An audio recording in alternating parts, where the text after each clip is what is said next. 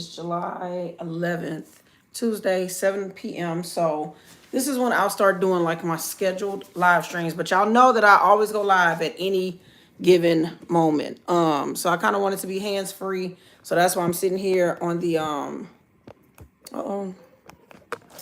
Hold on, y'all. That's why I'm sitting here with like the phone propped up. If it's not the best thing, then I do apologize. Trying to get like some stuff together while y'all get ready to come in.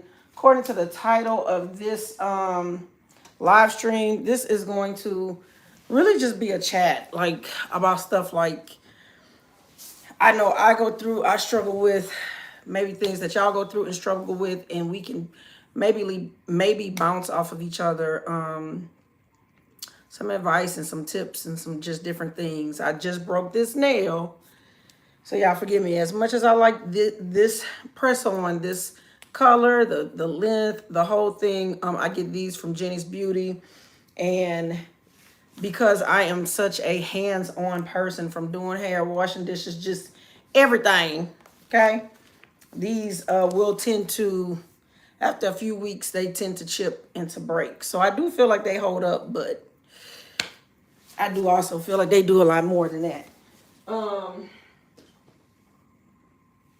to get all my little lights together. It might get hot with me sitting.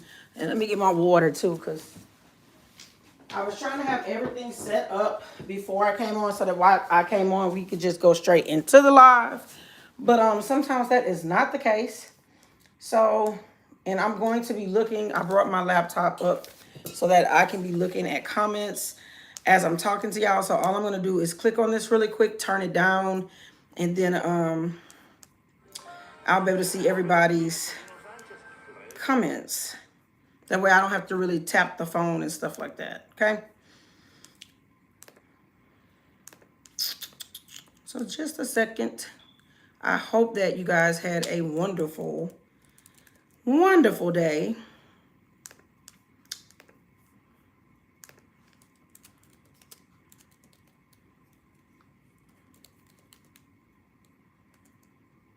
And as you guys see, I have pinned a comment. So everybody's coming on really quickly. We're going to go ahead. Hey, Beau-daes. I just wanted to say that because y'all not my Beau-daes, y'all my Beau-daes, okay? In Louisiana, a woody is a term of endearment for your homeboy, your home, you know, stuff like that. So for me, I found it fitting because I love where I'm from. My name is Creole. I'm Creole. I don't know. I used to call y'all Gems after my salon. And so I just wanted to come on and actually find something that I felt was just, I don't know, made me feel like a term of endearment. Like we here, we cousins, we all of that. So anyways, if y'all comment, I got my laptop to where I can see.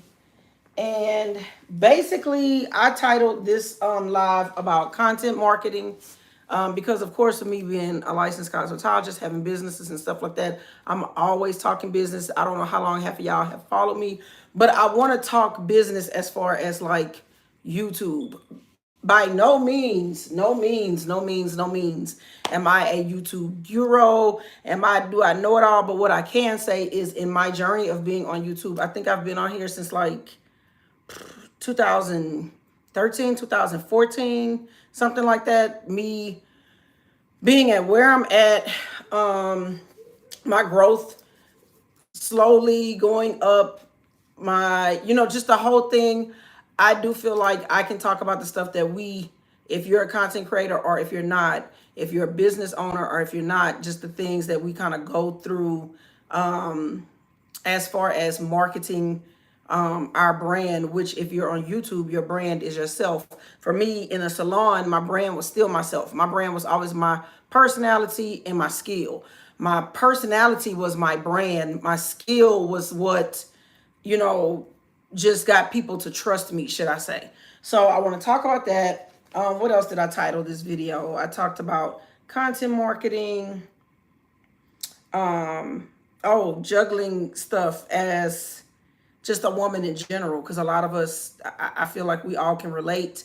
And if you're a guy on my channel too, you should be able to relate. But I know, especially for us women, we are always juggling stuff, juggling stuff, juggling stuff. Either we're juggling life versus home, kids, career, fitness, self-care. We're always trying to juggle all that and get it pretty much to fit Mabel. Sydney named this cat Mabel. And this cat is the rescue cat that had them kittens. And as soon as I got all her kittens gone, I found out she preggo again. And then last but not least, of course, it wouldn't be me if I didn't do something related to like beauty and like whatever my faves are and stuff like that. Skincare, beauty, hair, fashion, whatever. I'm gonna always talk about that because I am a woman. That is my career path. I'm sorry if I'm like right here.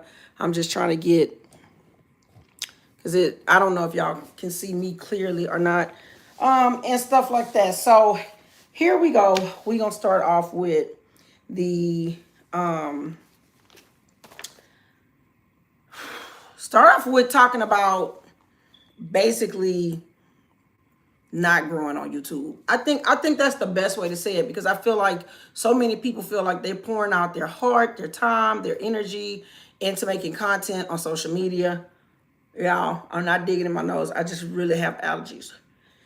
And so when that happens, you feel like, okay, why am I not growing? Why is this not happening? The algorithm is not pushing me and blah, blah, blah, blah, blah. But y'all, in all honesty, I've always been a person, I take full responsibility for myself. So I can only speak on me, myself, and I. What I'm going to say is, when you look at that, like, it's always, you're trying to learn. You're trying to educate yourself. And I did like, just put me some notes so that I can stay on topic. Hey, Albert, because I hate to kind of like get off topic, because I can talk. So, I think when that happens, a lot of people get stuck with, even myself at times. I have seen me on YouTube. Now, I've never been one, like, I consume content, but I don't consume content.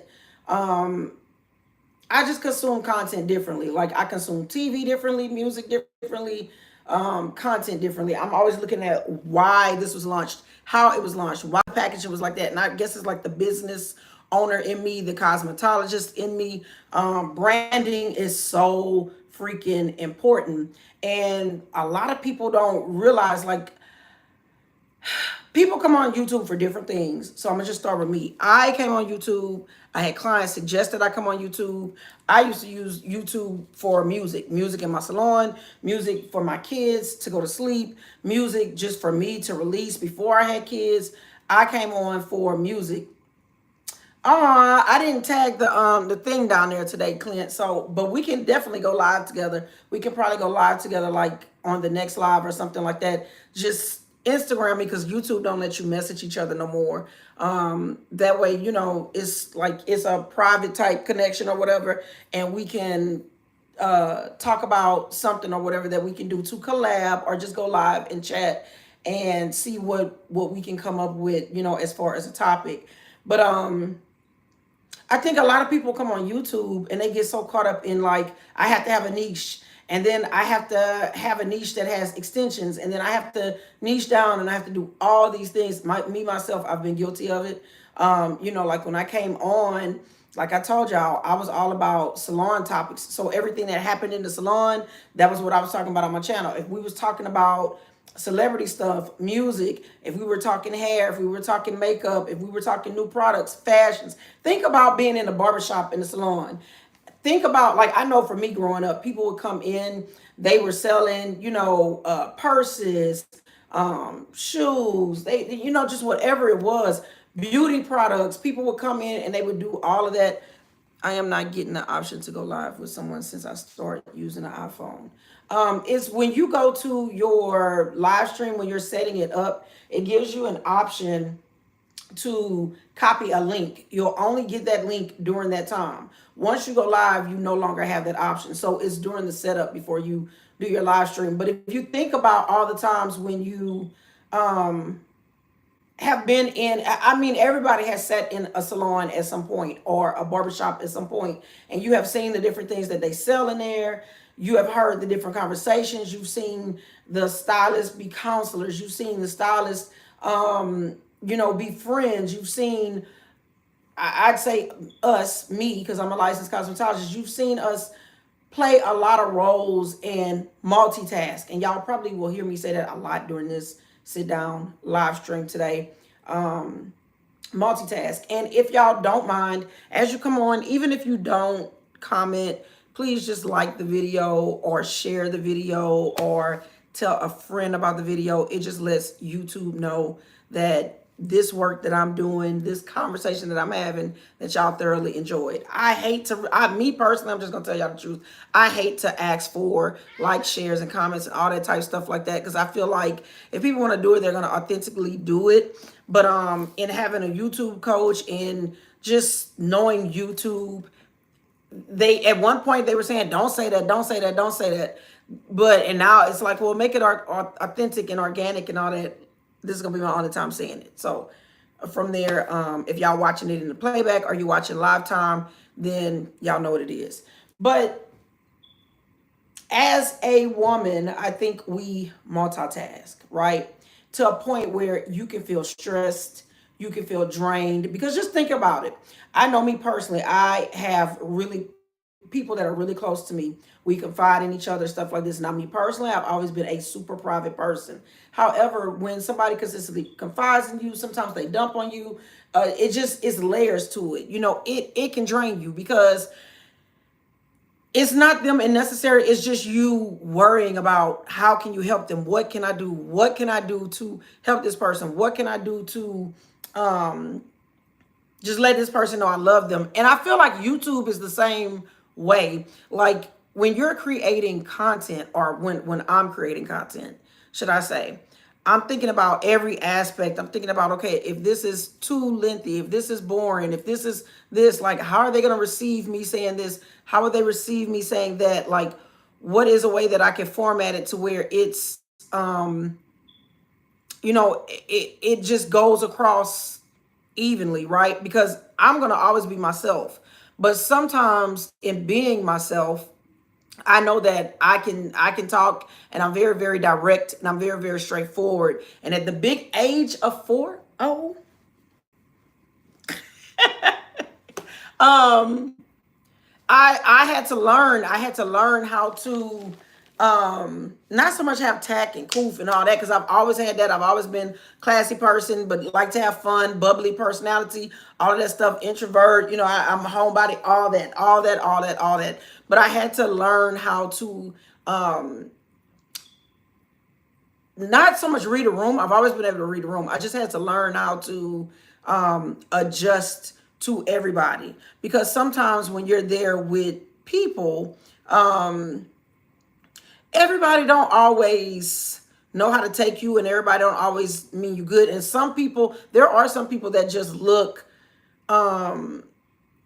for what they can find wrong. So when you create YouTube, okay, again, YouTube, this is the tube, the little television, right? That's how I've always looked at it. And that's me. So that means that I am my brand. When I come on here, if how I have my hair, to what I do, if I scratch my nose, if I burp, whatever, if my personality is up or the next day is down or whatever, people are watching your every move. It's kind of crazy, because a lot of times, like, people don't understand YouTube, right? And this is why when I say, like, not growing on YouTube, this is all this goes into it, y'all. Like, people don't understand what you're doing. I literally just came from Home Depot with Tony.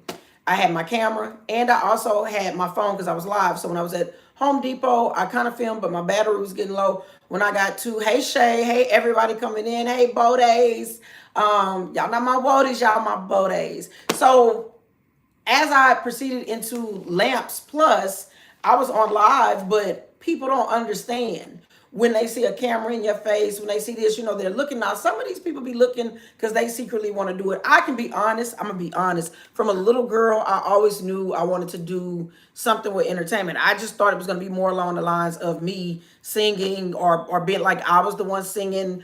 making demo tapes, looking on the back of cassette tapes for the publishing addresses and mailing it off. I was that person coming up. I had singing groups. I was like all that. That was me. So I always knew I wanted to do something in that thing. I always saw myself in a position where I would, I guess, like just help multitudes of people. And when I say help, because some people want to be famous, some people want to be YouTube famous, some people want to just make money on YouTube, some people really want to help. I think for me, if I just had to be honest, I don't know anybody that would not like the money, number one. I don't know anybody that well, I don't know. For me, the fame part of it, I don't really care about. It comes with the territory, of course, but I don't really care about it. That's never been like, I'm such a behind the scenes person, and I show up if I have to show up. You know, like that's my personality. But the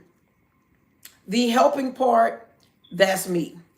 That's me all day, every day. So when I'm making videos, right? Because if I am my niche, my personality is my brand, and my talent is what brings people to me. When I'm creating like this content, right, that is about me or my niche, should I say, then what happens is it's like when you coincide all of that, it establishes trust,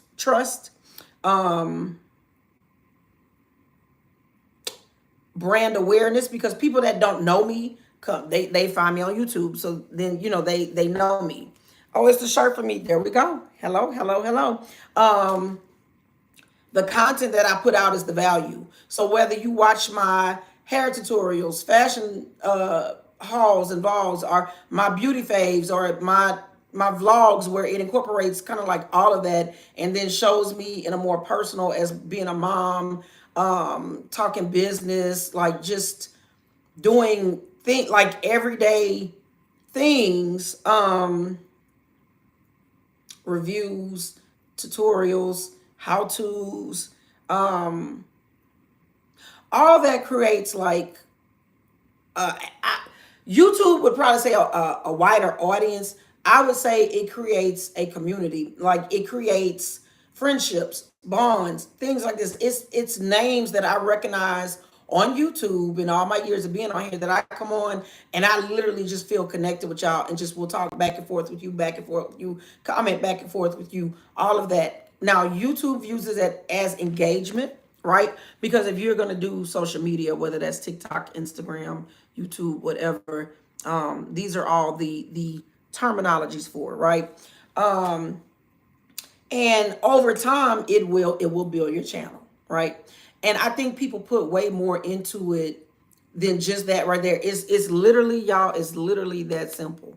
It's literally that simple. That, to me, that is what content marketing is, especially like for YouTube. If you take it out of the form of YouTube, it's the same thing. Brand awareness, all of this, building a rapport, all the same things, whether you work at a car dealership, whether you work for yourself, whether you work in a Fortune 500, whatever, that is content marketing. And it's very important to have, because it's going to be like your body and your structure. So when you say you don't have YouTube growth, right? Like I'm not growing on YouTube. I don't know, YouTube not pushing my content.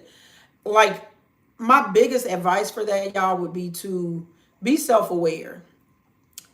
Go back and look at, because a lot of times you're thinking about how can you create new content. Sometimes it's just perfecting the content that you already have up, and it will draw views. Going back and cleaning up descriptions, titles, thumbnails, these things will generate views. And a lot of your content may, like for me, I have a lot of evergreen content on my channel. So a lot of those things, although it may not skyrocket right then and there, it over time it builds, it brings in people. I have videos that still bring in people to this day. Videos I did back when I started YouTube. So if I could say anything encouraging, like I said, I might not, I don't know who gonna see this. I always feel like whenever I put anything out, whoever is supposed to see it is supposed to see it in the timing that they stroll across that video. God brought them to this channel. Okay, that's how I look at it, and that's my take on it.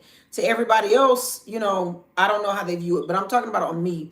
Um, I think sometimes we just have to hold ourselves accountable because on YouTube, YouTube is made to push your content. YouTube is made to push your content, more importantly, to your audience. So, like for me, the reason I decided to rebrand my channel, when I came to my channel and I just took the rose colored glasses off and sat down and really did my Virgo ish shit that I do, my self critique, right? Um, I noticed a few things. I noticed that when I first started YouTube and I was uploading every day, like I told y'all, I had different topics every day. Although they all somewhat piggybacked off of each other, if YouTube on Mondays thought that my target audience was hair tutorials, right? And it's pushing that content to people for hair tutorials, hair tutorials, hair tutorials. And then I come on Tuesday and it's still pumping, trying to find my core audience for hair. And Tuesday, I'm doing reviews and entertainment because although you do it in the salon, right? Um,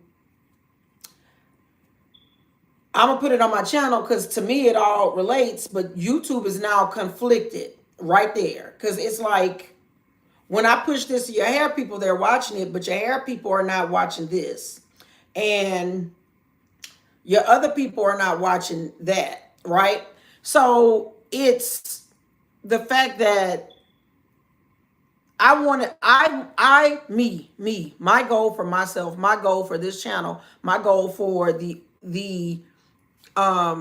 community that I have and the community that I um know I will have. My goal is to have a clear base for us all. If I look at it and I'm somewhat confused, you're confused.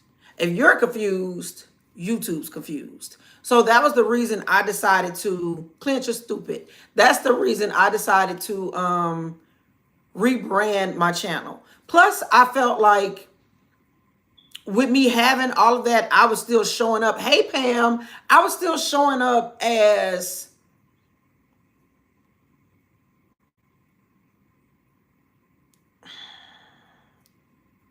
the YouTuber that started YouTube instead of the YouTuber who had learned and grown and just had like a more precise plan. So I'm saying all that to y'all to say that when you like I had to just use my business smarts, stuff like that, and be like, okay, let me come in, let me relook at the direction that I'm going. Let me get in here and finesse this shit, right? Let me get in here and kind of just clean it up, polish it up.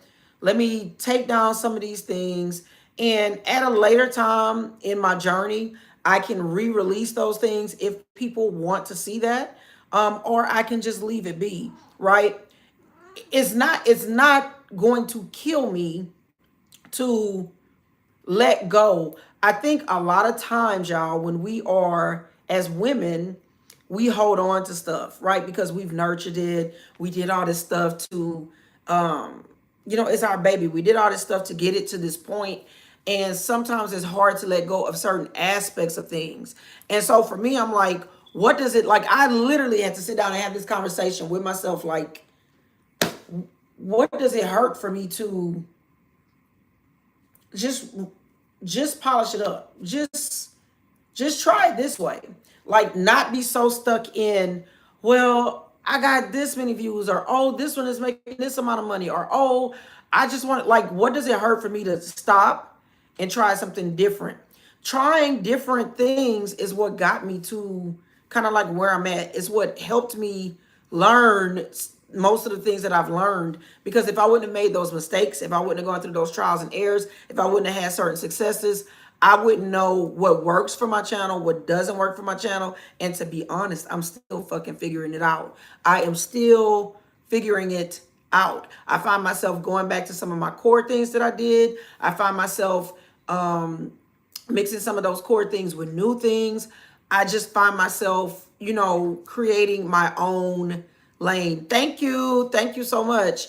Creating my own lane. So what I'm saying to y'all is if you are your brand, you cannot consume content on YouTube and consume it so much to where you start to get down on yourself, hard on yourself, animosity towards other people because you feel like, why they got this and I don't have that. Now, I never really did those particular things, but in my journey of YouTube, I have seen it happen with other people who I have met and talked to. In my journey as a licensed cosmetologist, I have seen other salons shoo out that type of energy. And y'all, I'm so big on this till it is, y'all probably is redundant to y'all of me saying it, but what you put out is what you attract.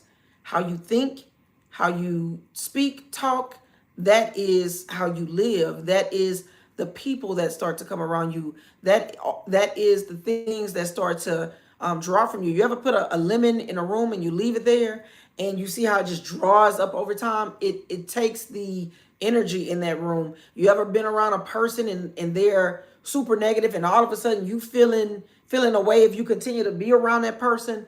That's what I'm saying. Like, you cannot think like that. You have to remember that whoever you watch, whatever you see, that is their journey.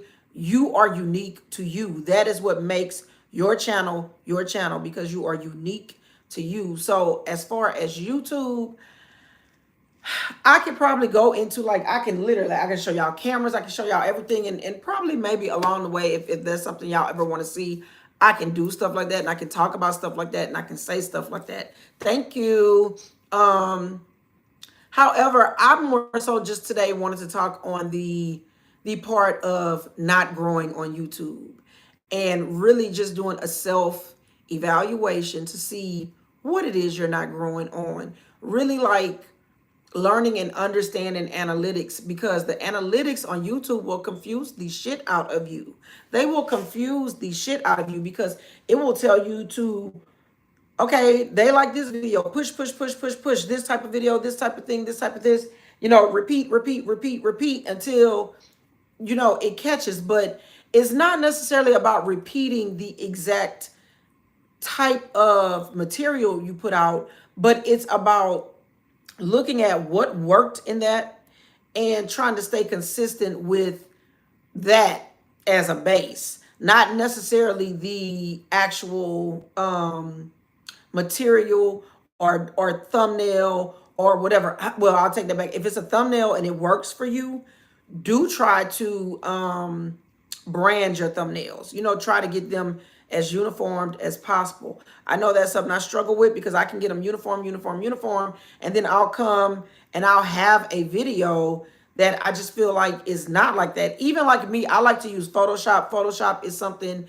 that most professionals like in real businesses use Photoshop, use Premiere Pro, like to edit, to do things. I'm talking about from news stations to TV shows to all this. These are the things they use. And people do, I think the other one is Final Cut Pro. Both of those are kind of like, it's kind of like saying caramel and caramel. It's just your preference, to be honest. So I'm saying all this to say to y'all, like, when you show up as your brand, even if this is in your everyday life, if you're showing up every day to your job, if you're showing up whether your job is, you work at a nursing home, you're a school teacher, because I also work in the school system. You're a school teacher. You're a bus driver. You work at a dealership, whatever it is. God damn it, you work at Sonic's, Walmart, wherever. Like, never be ashamed of you. Never be ashamed of where you are. Never be ashamed of whose you are. Show up and show up as you, because you represent you. You are your representation and you are a brand. Whether you have a business or not, you are a brand. You are your brand. That's why you have a name. That's why you have a social security number. That's why you got a birth certificate. You are your brand. Your self-identity is you. There can be no other you. There is no other you. Nobody can do it like you. You can cook something, somebody else can cook it, and however you cook it, y'all can use the same ingredients, same measurements, same skills, same technique, and you're still going to be different because you are made to be different. You are made to be who you are. So I'm saying all that to y'all to say, that's what brand awareness is. That is what your niche is. So like when it like if you're on social media and this is what you do, this is your career, stop saying, oh, I'm a small YouTuber. Oh, I'm a this, I'm a that. I do not say that. When people meet me, I'm like, oh, I'm a YouTuber, right? I do YouTube. Yeah, I do. And if they come off like they don't understand, I try to help educate them because I'm a very helpful person. I'm a person that likes to educate and I'm a person that likes to help people. So I don't take offense to it. If somebody tries to give me constructive criticism, I am a bit sensitive at times only because I am so critical on myself, right? I'm an earth sign. However,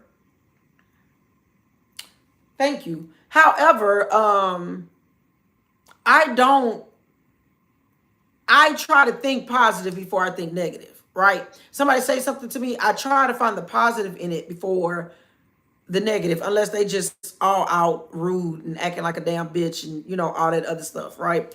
So it's the same thing, y'all, in your workplace. Like if you know that you want to move up in wherever you work, if you work at Sephora and you know that one day you want to be at the top, sitting at the exec board, you have to think like an exec. You have to put yourself in certain circles. You got to put yourself around certain people. You have to extend your palate. It's I tell this to my kids all the time. Stop saying what you don't like. You don't know what you like until you try it. And if you don't like it, figure out why you didn't like it and figure out what you need to do to change the situation.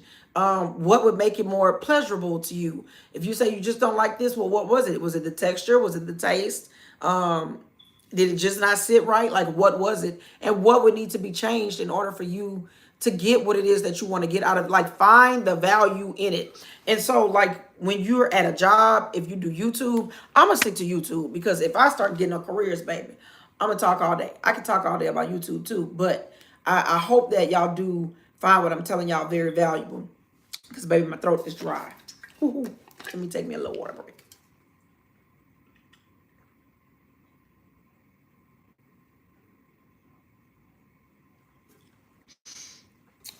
Oh, that's good.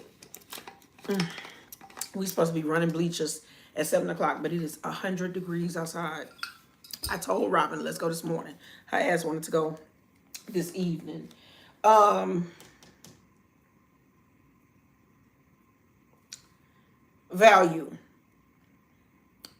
Value is what pushes you. Value is what grows you. If you are valuable to a company, if you are valuable to somebody, you 9 times out of 10, you're going to get a raise. You're going to get some type of promotion. You're going to get some type of exposure. It's the same thing in these YouTube streets. If you provide value to your community, to your family, to my Beau-daes, right? If I'm teaching you something or I'm talking to you about something or I'm giving you something that you find a value or that you connect with, 9 times out of 10, you're going to come back. You're going to come back because you want that same value, that same feeling, you're looking for that same thing. And then you start to desire more. In YouTube, that's what grows us. That's what pushes us. When you have a community and your community can find value in what content you put out. I hate when people tell you, don't put out what you want to put out what the people want you to put out. Well, this is the thing. You have to be true to yourself. So it's very important that when you start your channel, you are true to yourself. You are true to who you are. So that way, as you grow, people desire more of who you are. And they're not desiring something from you that is a facade, that is not real. And truthfully, you can't even fucking resonate with it. See what I'm saying? So as far as YouTube, y'all, if you feel like you're not growing, like I know for me, I felt like I was stuck at 8,500 subscribers for the longest. I literally had days where I was like, I don't understand. It's almost 5, 6 months going by, and I'm still like right here. There was a point where I was pulling in like 10 to 20 subscribers a month, right? I'm just being honest. A lot of people will get on YouTube and they will lie to you. Like, and so I was sitting there like, okay, well, I guess this is what I average. And that's why I say words have power. You have to be careful what you say, because once you say that and you accept that and you start to believe that, that's what you start to look at. Like for me right now, if you ask me my goal here on YouTube, my goal is to reinforce my community and basically just really, really, really connect with y'all. And my second goal is that I would like to hit my 10K subscribers at least by my birthday, which is September 14th. That's the goal that I set for myself, right? And I like with everything that I do in life, I plan, I set goals, and I've always accomplished, achieved, and done all these things with the help of God. I don't have shit in my life without God, right? So wherever you are, like really stop, y'all. Just stop. Stop. Do it with me right now. Just stop. Close your eyes. Think about where you are in your life. Think about what you're doing in your life. Is it where you want to be? Is it what you desire for yourself? Is it the best version of yourself that you can be? If it's not, ask God to redirect you. If God is already giving you the signs and you're just not listening, please heed it and listen. Please, please, please, please, please conform to the will of God. I know a lot of people don't like to get spiritual. I know a lot of people don't like to do all of that. Y'all, if you don't, then, you know, and you need to excuse yourself from this part of the live, that's fine. And I definitely understand. But for me and who I am, everything is God. I would have never been led to come on YouTube. I would have never thought about doing a YouTube. I would have never even thought I would know how to edit and do some of the things that I know how to do. Just not even maybe about 3 or 4 months ago. Yeah, somewhere like around March, I would say. I stopped using my movie studio. What is it called? I'm about to tell y'all. It's called Movie Studio 15 Platinum.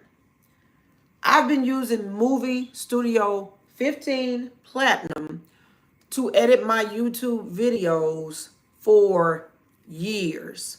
I felt that I'm not going to say mastered it, but I was comfortable enough to where I could go on there, I could edit real quick, I could put it out, and it was still producing. I had all my effects, all my things, and it was still good. When I upgraded from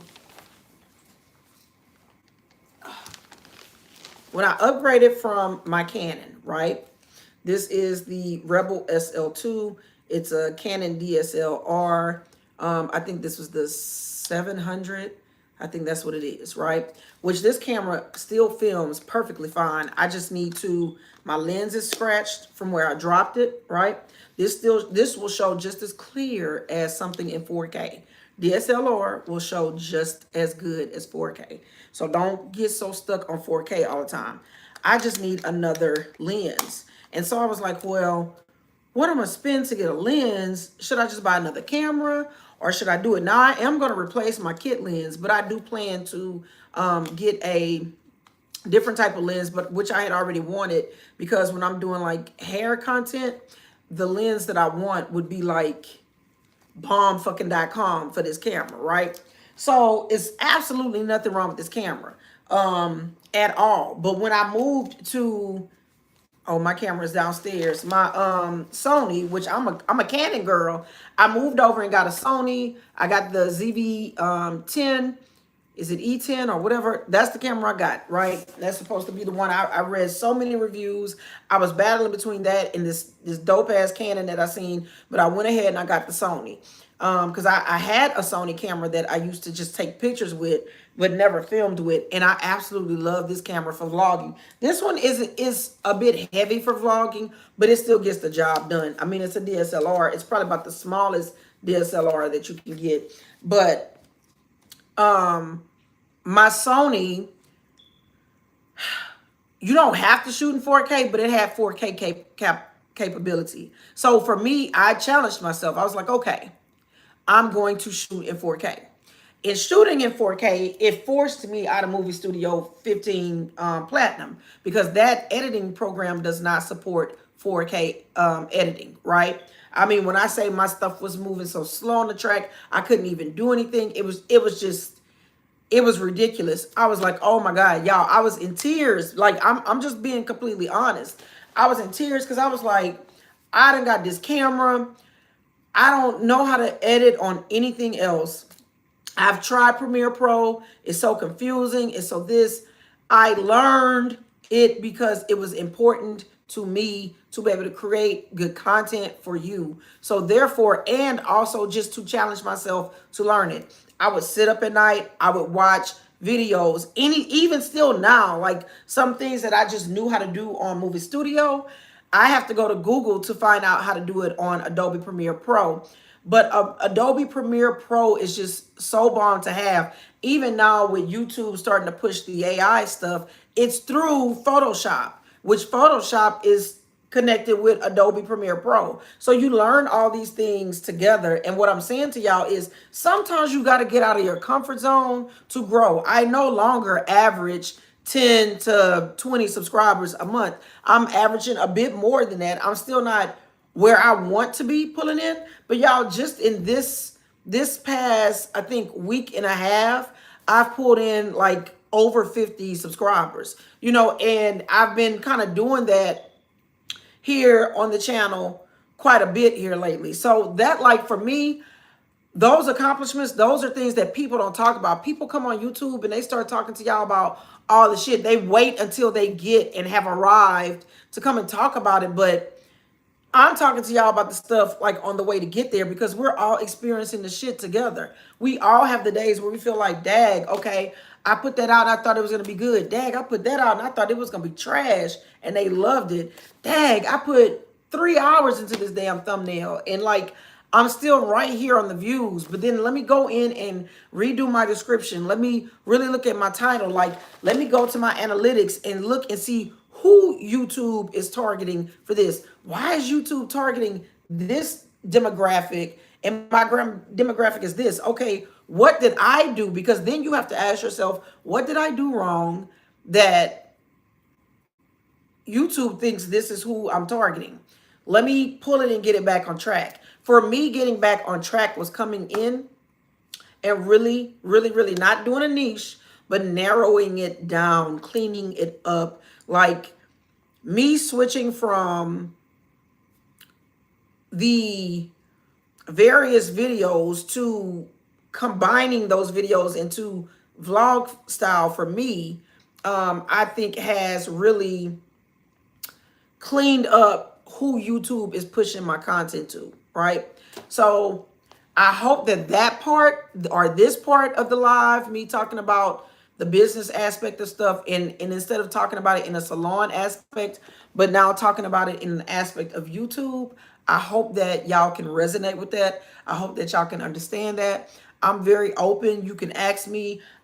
Look, I got a YouTube check about to come. You want to know how much it is? I'll tell you. Like I'm a private person, but when it comes to certain things, I don't mind sharing. If like oh God, what's her name right now? I can't think of her name right now. Really, really, really pretty, natural hair, flows. She does a lot of like reviews, Timu and all this stuff. I cannot think of her name right now. It's on the tip of my tongue. We met on a live stream from Peyton, and then we communicated on Instagram, and then now we are on YouTube supporting each other. Why can't I think of her name right now? I'm pretty sure she'll know who I'm talking about because I've shot her out in videos before.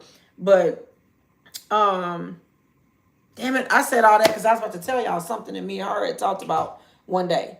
I can't even remember what I was about to talk about because I was so busy trying to talk about her. See, that's another reason I do YouTube too, so that, if my forgetful ass gets to a point to where, I'm further in life and something that I always have that. My kids can always come back and watch something, or I can come back and relive certain experiences with them. So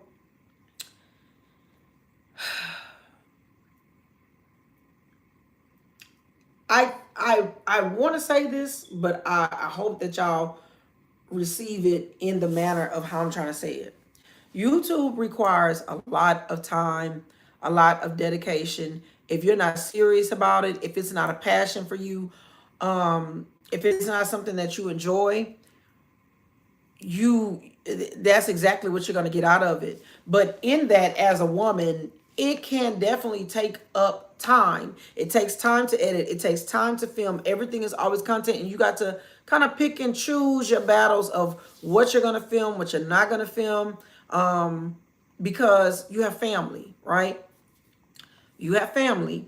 And for me, my first priority is Tony, Robin, and Sydney, my children. Like, that shit almost made me cry.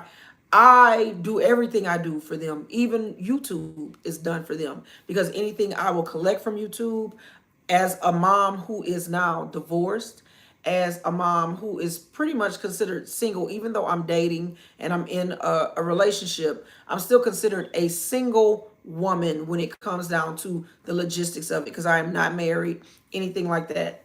For me, any type of revenue is always going to be beneficial to my household, to my kids, to everything. I am never too proud to say, y'all, I have worked 3 jobs, 2 jobs. I have done it all. As a cosmetologist, as a substitute teacher, I have gotten my ass out there and I have worked. I have multitasked. And it brings me to the point of saying, how do you juggle your life and your responsibilities without, and I'm sorry if y'all feel like this is a really serious live stream or vlog or however you want to call it, but y'all, this is where I'm at right now, because in reality, I have a daughter who next month she leaves to go off to college. She will be on her own in college. She's responsible, all those good things, but it makes me think back to, like, when I went to college. I was the same way, responsible, all those things, but she's about to start her life. There are things I still have to continue and provide for her as a young woman growing into, because just because you just made 18, yes, you're considered an adult in the law, but you are still learning yourself. And when she's going to go around all these different people, all these different things, she has to know how to, well, she does, she knows how to carry herself, but at the same time, she's going to have to learn to adapt to different personalities. You're talking about a child who's lived with her siblings. She's never lived with anybody else, having a roommate, all these different things.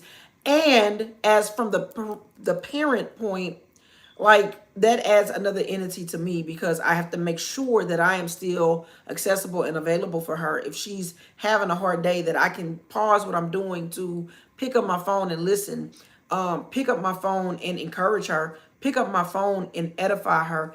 As a mom that will still have 2 kids in the home and managing the household, now I add another entity of management and making sure that things are in order and juggling all of these different things. And as women, we have so many different hats, so many different responsibilities. I think sometimes we just be going. And by the time, like, y'all, I swear to God, the other day I sat down, bitch, I just fell asleep. I wasn't even sitting down, y'all, for probably more than 3 minutes, but the house was quiet. I was here. I don't, like, the two of the kids were, no, 2 of the kids were gone. One child was home. Bay was at work.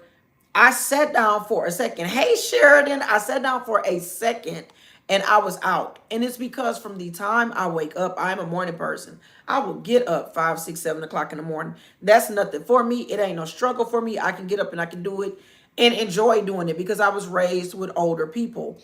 And I would get up, and that could be, I'm I'm assuming you're a lady because you said we're huger than men. But it could be if I'm getting up, I have a home. This home is almost 5,000 square feet, right? Um, and I don't say these things, y'all, to brag, to boast, to anything. God in heaven knows that I don't. I am not a bragging person. My kids have all kind of accolades and all kind of things that people ask me all the time. You don't never tell nobody. I've done all kind of things. People be like, you didn't tell us you was doing this. That's not me. I'm saying this to say that when you have certain responsibilities, there are certain responsibilities. You got to put your big girl drawers on, your big girl panties on. You got to really secure that bra, and you got to get your ass up, get in there, and do what it is you have to do. As a homeowner, everything falls on me. If something in my house breaks right now, I got to repair it. I got to fix it. I got to pay property taxes. I got to make sure that my bills are on. I got to make sure that my house is comfortable for my children. I have to make sure that it's comfortable for myself. I have to make sure that everything is flowing and going. I have to make sure that we're protected as females in a home. Even though we're in a nice community, a nice house, that responsibility falls on me. If something turns off right now, Tony, Robin, and Sydney are going to come to who?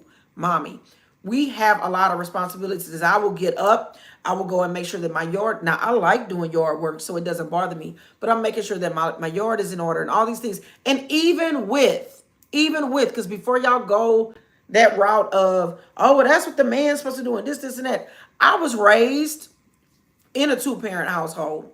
My daddy and my grandfather, which I call both of them daddy, taught me how to do all kinds of things. So there are things that I know how to do sometimes that men don't know how to do, right? And so being that I'm a cosmetologist, I'm a teacher, there go my spirit again, that helping spirit, that educating spirit. I'll get in there and I'll show them or teach somebody how to do something without making them feel belittled or trying to make them like, I can do this and you can't. Like, who cares? Because when you're in a relationship, y'all both have strengths and weaknesses, and you play off each other. So when y'all hear me talking about I'm doing yard work, please know that I enjoy doing yard work. I enjoy getting my ass outside and garden. I enjoy getting outside picking weeds, doing my flower beds. I actually enjoy cutting my grass because I like my grass a certain way. I've had people cut my grass and baby, I be on their ass like white on rice. Like, this needs to be like that. This should look like this. I don't like that. Like, I just have a certain way I like shit done. For me, I have a man, he works every day. He's at work right now. He works night shifts. When he get home, y'all, from where he work, you just have to, sometimes you got to look at it like, they be tired, they be stuff, whatever too. If the grass needs cutting during the week and he just can't get to it due to his work schedule and he won't be able to get to it till Saturday or Sunday, do you think I'm going to sit up and let my yard just look a mess until Saturday or Sunday? Fuck no. I'm going to get out there and I'm going to do what needs to be done. Because at the end of the day, if me and him weren't together, I would have to do it anyway, or I'm going to choose to pay somebody to do it. And I ain't paying nobody to do something that I can do for myself. Unless it gets to a point where I just need more self-care. And self-care, y'all, is not, oh God, I get so frustrated sometimes when I see stuff like this on YouTube. And it's not about the content that people push, but sometimes I get upset with the message behind the content. Self-care is not always buying yourself shoes and purses and spending money on beauty products and things like this. Self-care can be your mental health. Self-care can be just taking some time to yourself. Self-care can fucking be taking a nap. Self-care can be, investing in yourself, encouraging yourself. Self-time can be praise and worship. I don't never see nobody come on YouTube for self-care and do praise and worship. And it's something that I do all the time. I will post my devotional in a vlog. I will post, me read my Bible. I have vlogs where I show me going to church. Like, that is self-care for me. So yes, self-care can be beauty and skin regimen and, what I'm wearing and looking nice and smelling good, because God knows I love to smell good. I can hang a dress, honey. I can put on a shoe. I can grab my bag. And today I had on my Giuseppe heels, my Giuseppe purse. I put on this shirt, tied it up. I had on my jeans from Tierra Monet, boom. Okay. I'm invested in myself. I look good. I pulled out this curly wig because it was hot. And I put it on. No lashes, no nothing, just skin today.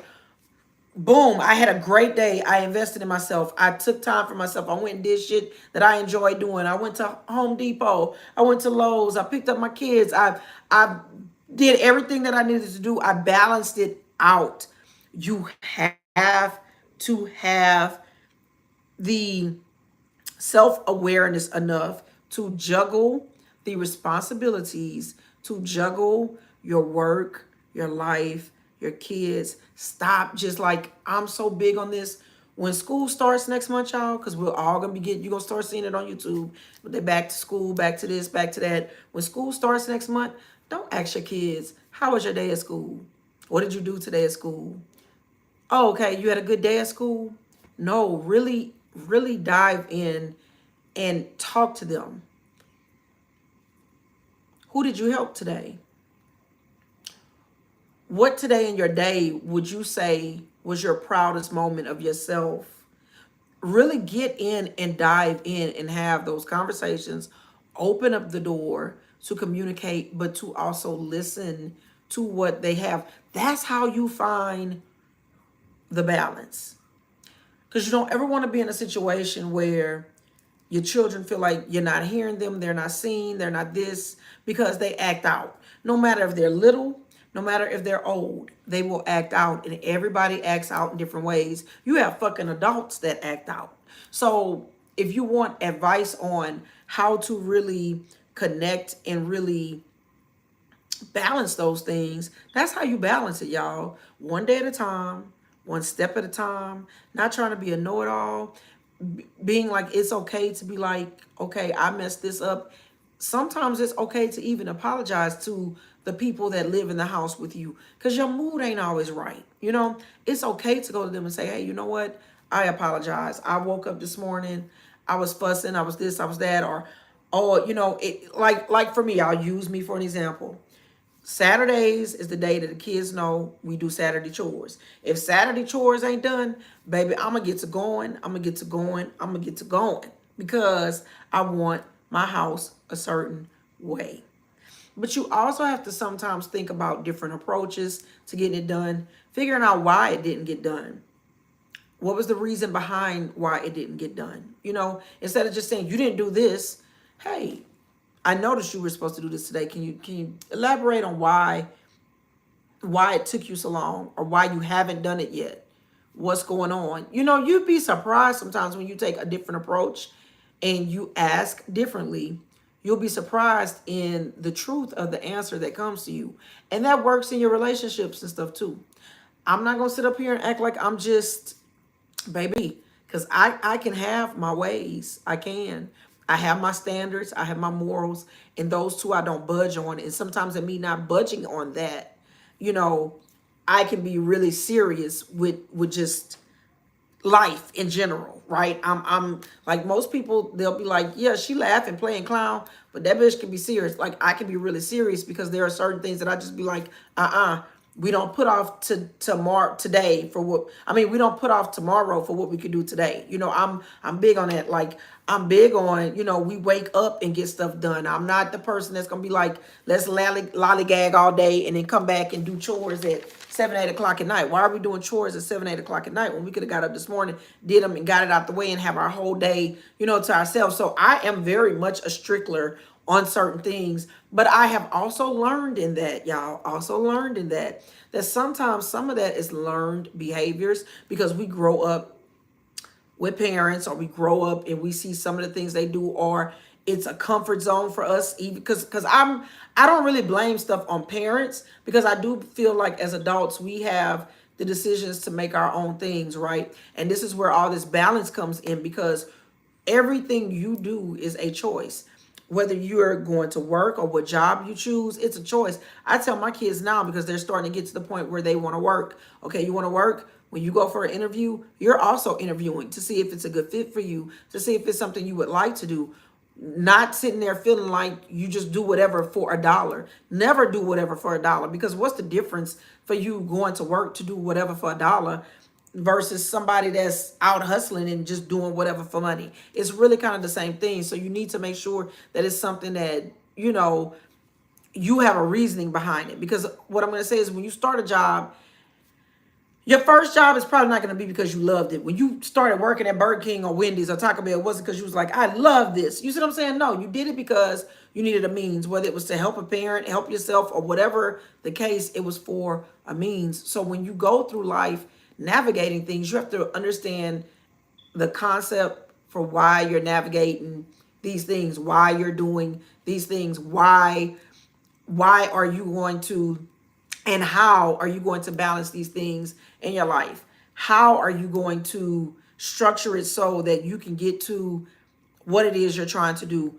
How does it, affect your personal growth? How does it affect your mental health? How does it affect your family? How does it affect you as a person? Because this is the thing.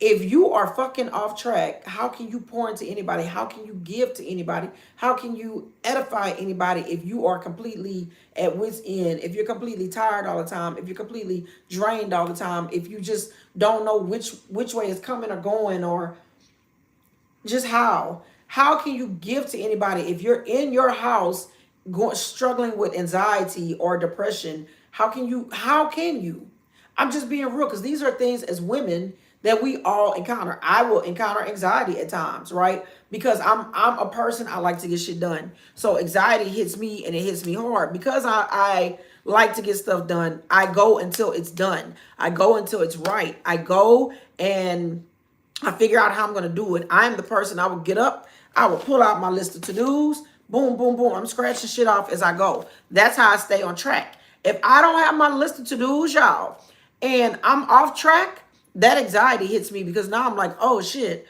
I'm supposed to do this. I will feel all kind of like out of whack, off balance. And I think everybody has their own thing. If you're not a to-do person, you're not a list of to-do persons, that's okay. But for me, I have planners. I have a calendar that hangs up in the thing. It's not an aesthetic for YouTube for me. My life is not a fucking aesthetic. My life is my life. I come on YouTube, I share my life, I share my business expertise, I share my life as a mom in its day to day. I share what I go through. I talk about being divorced because that was something that,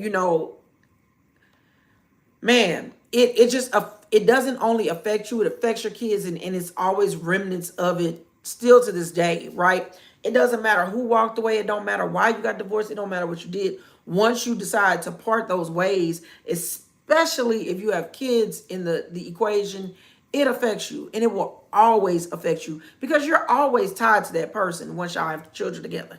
If y'all don't have children together, you're still tied to each other. If you want to really get technical with it, the spiritual bond, the sexual bonds, the things, all these things that, attach to us. So when I'm saying that is, you got all these different things pulling at you, looking for you, doing it. If you're not right, how can you be right to give to the next person? Everybody was getting so mad at me after I got divorced because I was like, I'm not in a position to date. I'm not ready to date. It wasn't because I was no broken person. It wasn't because I was trying to heal. It wasn't because of any of that. I just needed that time for myself. I needed to really look at why I had allowed myself to go into 2 marriages that I knew I shouldn't have been in, and why did it matter to me how my family felt about it enough for me to want to appease them. How was I going to take back me, my power, my stuff to where I didn't care to make those same mistakes again? Because they were definitely mistakes for me. And that's not to shun the father of my children, and that's not to shun my second husband in any way.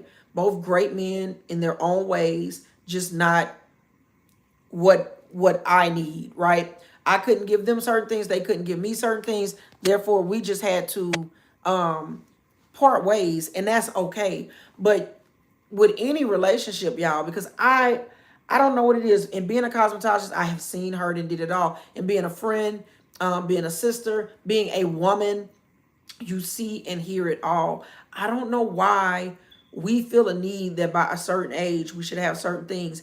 If you don't have a house at 40, okay, you don't have a house at 40.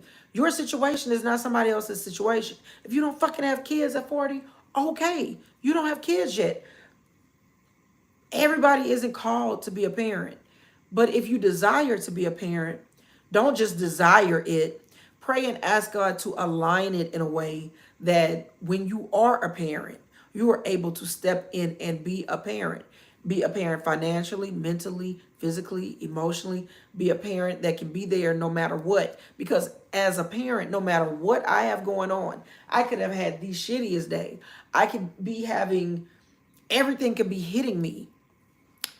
I can't go and seclude myself and act like I don't still have children. I still have to show up. I still have to be presentable. I still have to get things done. So as women, when we say, how are we juggling all these multiple responsibilities? If you're in a relationship, how are you juggling that? If you're in a marriage, how are you juggling that? If you're a mom, how are you juggling that? If you're in school, how are you juggling it? If you go to work every day, how are you juggling it? If you're an at-home mom, how are you juggling it? How are you juggling these things? The way you should be juggling it is by putting you first. That may sound selfish as fuck, but you have to put you first, because everybody is going to always need something from you. That's the way we're created. As women, that is the way God designed us. God designed Eve to be Adam's helpmate. So we are always dependent on, always the support system, always the nurturer, always the provider. God damn it, if you cooking meals, washing clothes, sweeping floors, mopping floors, cleaning windows, making beds, what else? If you around this bitch packing lunches, if you around here combing hair in the morning, running people to this school, to that school, God damn it, you a provider. And period. Okay? So the way you juggle it is by putting you first. Whatever your regimen is, whatever your morning routine is, if you don't have a morning routine, you should have one. And your morning routine should not consist of you starting your day doing shit for other people. If you have to get up an hour earlier, do it. Because that 1 hour earlier that you're getting up to pour into you will set the whole tone for your day. If you have to say, hey, I am going to go to bed at this time, and I need everybody in here to respect it because I do this for everybody. This is my off limits. Do it. Put your phone in fucking do not disturb. Don't let your man, your kids, your mama, your brother, your sister, your whoever text you. Y'all, my phone goes in do not disturb at a certain time at night because I don't. It better be emergency when it do come through, because do not disturb. I think you got to call it 2 or 3 times. So it better be an emergency when that phone come through. It better be, because I'm the type of person, once I'm asleep, if you wake me up, I don't go back to sleep like that. I'm up. And it takes me at least an hour to go back to sleep. I'm the type of person, no matter what time I go to sleep at night, when I wake up in the morning, I am fucking up. I'm up. It is just what it is. I am a morning person. I'm not a night owl. But I find myself being up later than I need to be. Working out for me is my peace. Aside of God, that's my peace. That's my time where I really gain clarity, where I really have my talks, where I really sit up and really just think about my life, set my goals, think about where I'm at, regroup, and go. Where I speak positivity, where I ask God for increase, where I ask God for overflow, where I see my blessings and I say, thank you, Lord, where I pour into people, not expecting a goddamn thing in return, but thanking God for giving me the ability to be in that position, in that moment, at that time, either to speak into somebody, either to help somebody, to pour into somebody, whatever it is, right? And then I have to ask God to keep me guarded, because with that, being that type of person, everybody gets attracted to it. Everybody. And everybody wants something. Everybody needs something. Everybody, because that's just who I am. So I had to learn to say no. That was part of me juggling my balance in my life. Learning to say no. I can be honest with that now. I used to feel guilty when I would say I was learning to say no. I used to feel guilty about it, right? I see it in my kids sometimes. Like right now, Tony,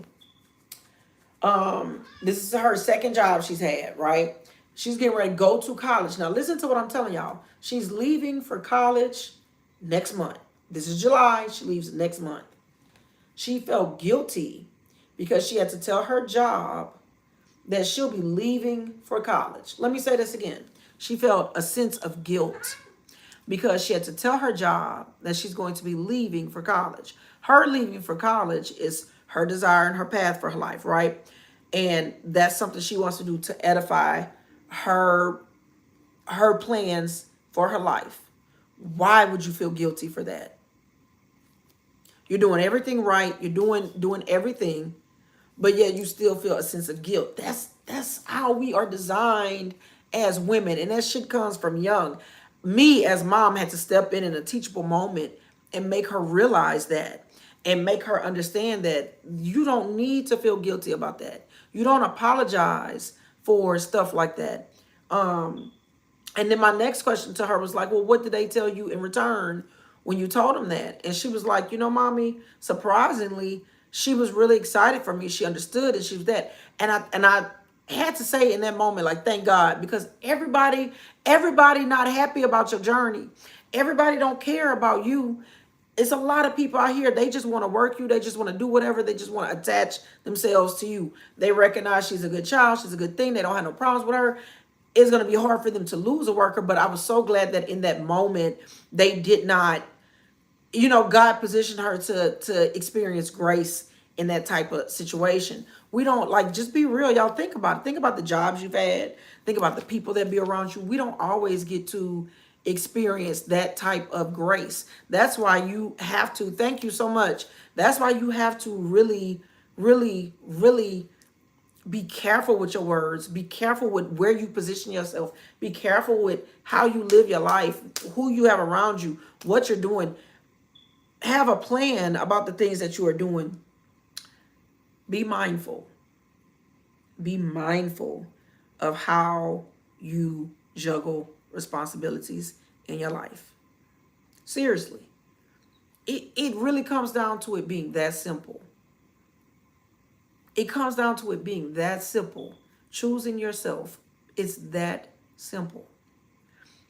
Other than God, I don't give a care what nobody tell you. Other than God, don't nobody love you like you love yourself. Your parents have a deep, passionate, rooted love for you. But they don't love you like you love you. Your kids have I am convinced that only animals love you probably more than you love yourself. Think about having a dog or a cat. You can do whatever the hell you want to do to them. And I'm not telling y'all go abuse no animal, but I'm just using it for an example. They will love you unconditionally. Unconditionally. Flaws and fucking all. Unconditionally. Most people do not tap into that agape type love. Hear what I'm telling you. Until they really know God. And I'm going to say it again. Most people don't tap into that unconditional love, that agape love, that love where you love somebody more than you love yourself until they know God in their life. And I'm going to leave that right there. I ain't going to go further into that. I'm going to leave that right there.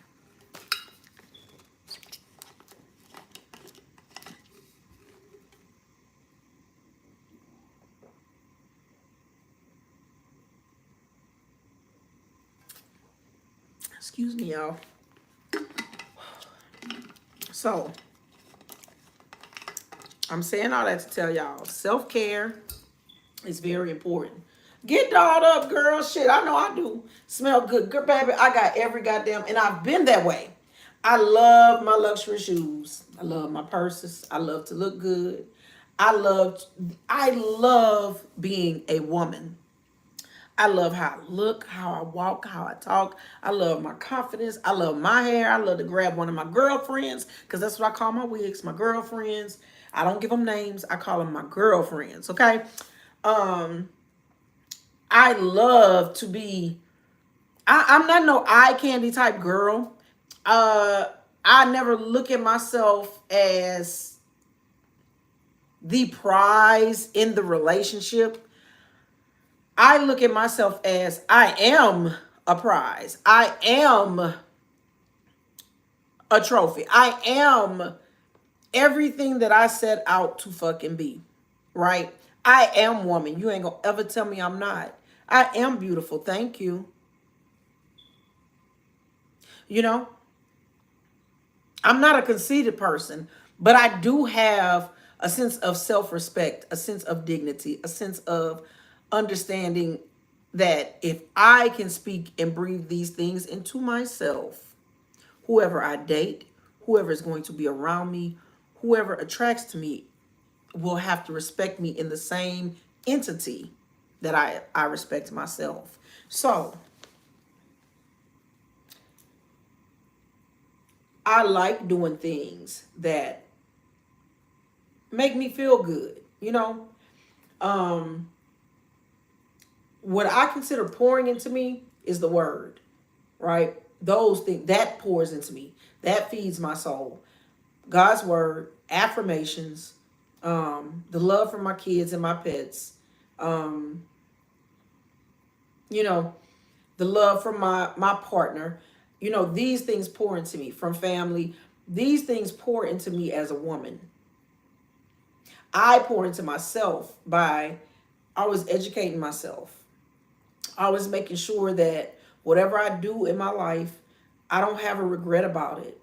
Um, Making sure that I'm giving out that a good energy, a good vibe, a fun. Like, bitch, I'm the one. I can be the y'all. I am so shy, but I am also in the same thing. That's why I was thinking it's funny when they be like the virgin and the vixen for Virgo, right? Because that's definitely us. And I ain't talking about it in no sexual way. I'm talking about just as in aspect of you get this really shy person with this big personality, right? Do all this stuff, can help everybody, love everybody, do all these same things. Can be bitchy, can be moody, just like the next. But but overall, just a good person.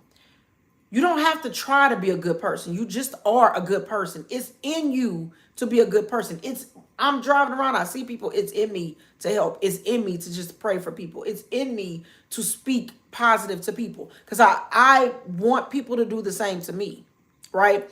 I want when a person meets me, they think good of me. They respect me, that they feel such a dynamic thing that, y'all, that's how you go, like, for real, like, especially I'm gonna bring it back to YouTube because we're all on YouTube. This makes it. How do you think certain creators really get, certain demographic of creators really get stuff going? They share, they work together, they have, we call it gatekeeping. Ain't no gatekeeping, ain't all of that. They in there and they doing it. Nowadays, YouTube has kind of changed in the dynamic. You have more people that do a lot of stuff on business terms, business reasons. If I do this for you, you're going to give me these subscribers. It's going to be this, it's going to be that. It's not as genuine, kind of like how it once was. But what I will say is I do feel it's getting back to that. I do feel people want to see more of an authentic you. Um, you know, the beauty community took a big hit a couple of years ago because it got to the point people were just pushing shit because they was getting a check. Pushing shit because they were getting a check. Y'all, I can't tell you how many times I've turned down brands working with them, whether it was the small check, whether it was free stuff or whatever, just because it wasn't true to me. It wasn't true to what I felt I would want to build as a community, things like that. I'm just not the person that's just going to come on and if I come on like the Hey Bud skincare, I use that shit every day. I use it every day. Like, I absolutely love it. I absolutely love it. Like, to the point I'll purchase it with my own coin once I run out. You see what I'm saying? Like, I absolutely use it. I'm not going to, I do my research, I do all that stuff. If it's not a good fit, I'm not going to sit down and tell it to you just because of whatever. There's a company, D Hair Boutique. Black owned. I went into their establishment. We were going to St. Croix. I kept trying to remember where I was going. We were going to St. Croix. Although I sell hair, I've sold hair, all that. I needed hair right then and there, and I needed hair that I was just, I wanted. I think I bought two bundles and I bought two wigs. So I bought four things from them, right? Straight hair, I have absolutely no complaints about. The hair that they use Angela Simmons to promote, well, she's the brand ambassador, but I think it's the C wavy hair. That hair is awful. As a licensed cosmetologist using and I'm not even a big advocate for putting products on wefted hair and all that stuff, human hair, unprocessed hair, none of that. But I do believe that you need to condition it. You need to keep it certain things in a certain way you store it. I am very big on knowing how to care for it. The hair is not the best hair, but I never wanted to come and degrade the business, talk about the business in a bad way. But I would not suggest that hair to anybody. I would tell them either get the bone straight or get the very loose wave. Do not mess with the curly hair. It sheds. It's just it has a lot to it. On another note, as a business owner, I was very taken back about when I came into the business. Nice establishment, nice looking business, the whole thing. But to go in and not to be greeted when it's only two people in there, not to be greeted, not to even be talked to. I don't know if they had gotten into an argument. I don't know if they felt overwhelmed that day. I really don't know what it was.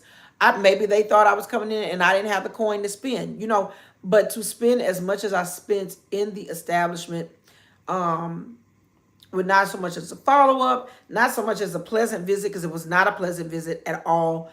I just would not see myself going back to shop there. Again, brand awareness. You have to be, when you show up as your brand, you always have to be aware. People are watching your every move.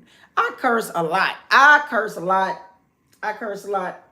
But when I come on YouTube, I try not to curse as much. It's a bad habit I picked up in college. It truly is. It's something that I know I need to work on. So I'm not going to sit here and act like I'm Miss Perfect, even though I jokingly say that I'm 98% perfect all the time.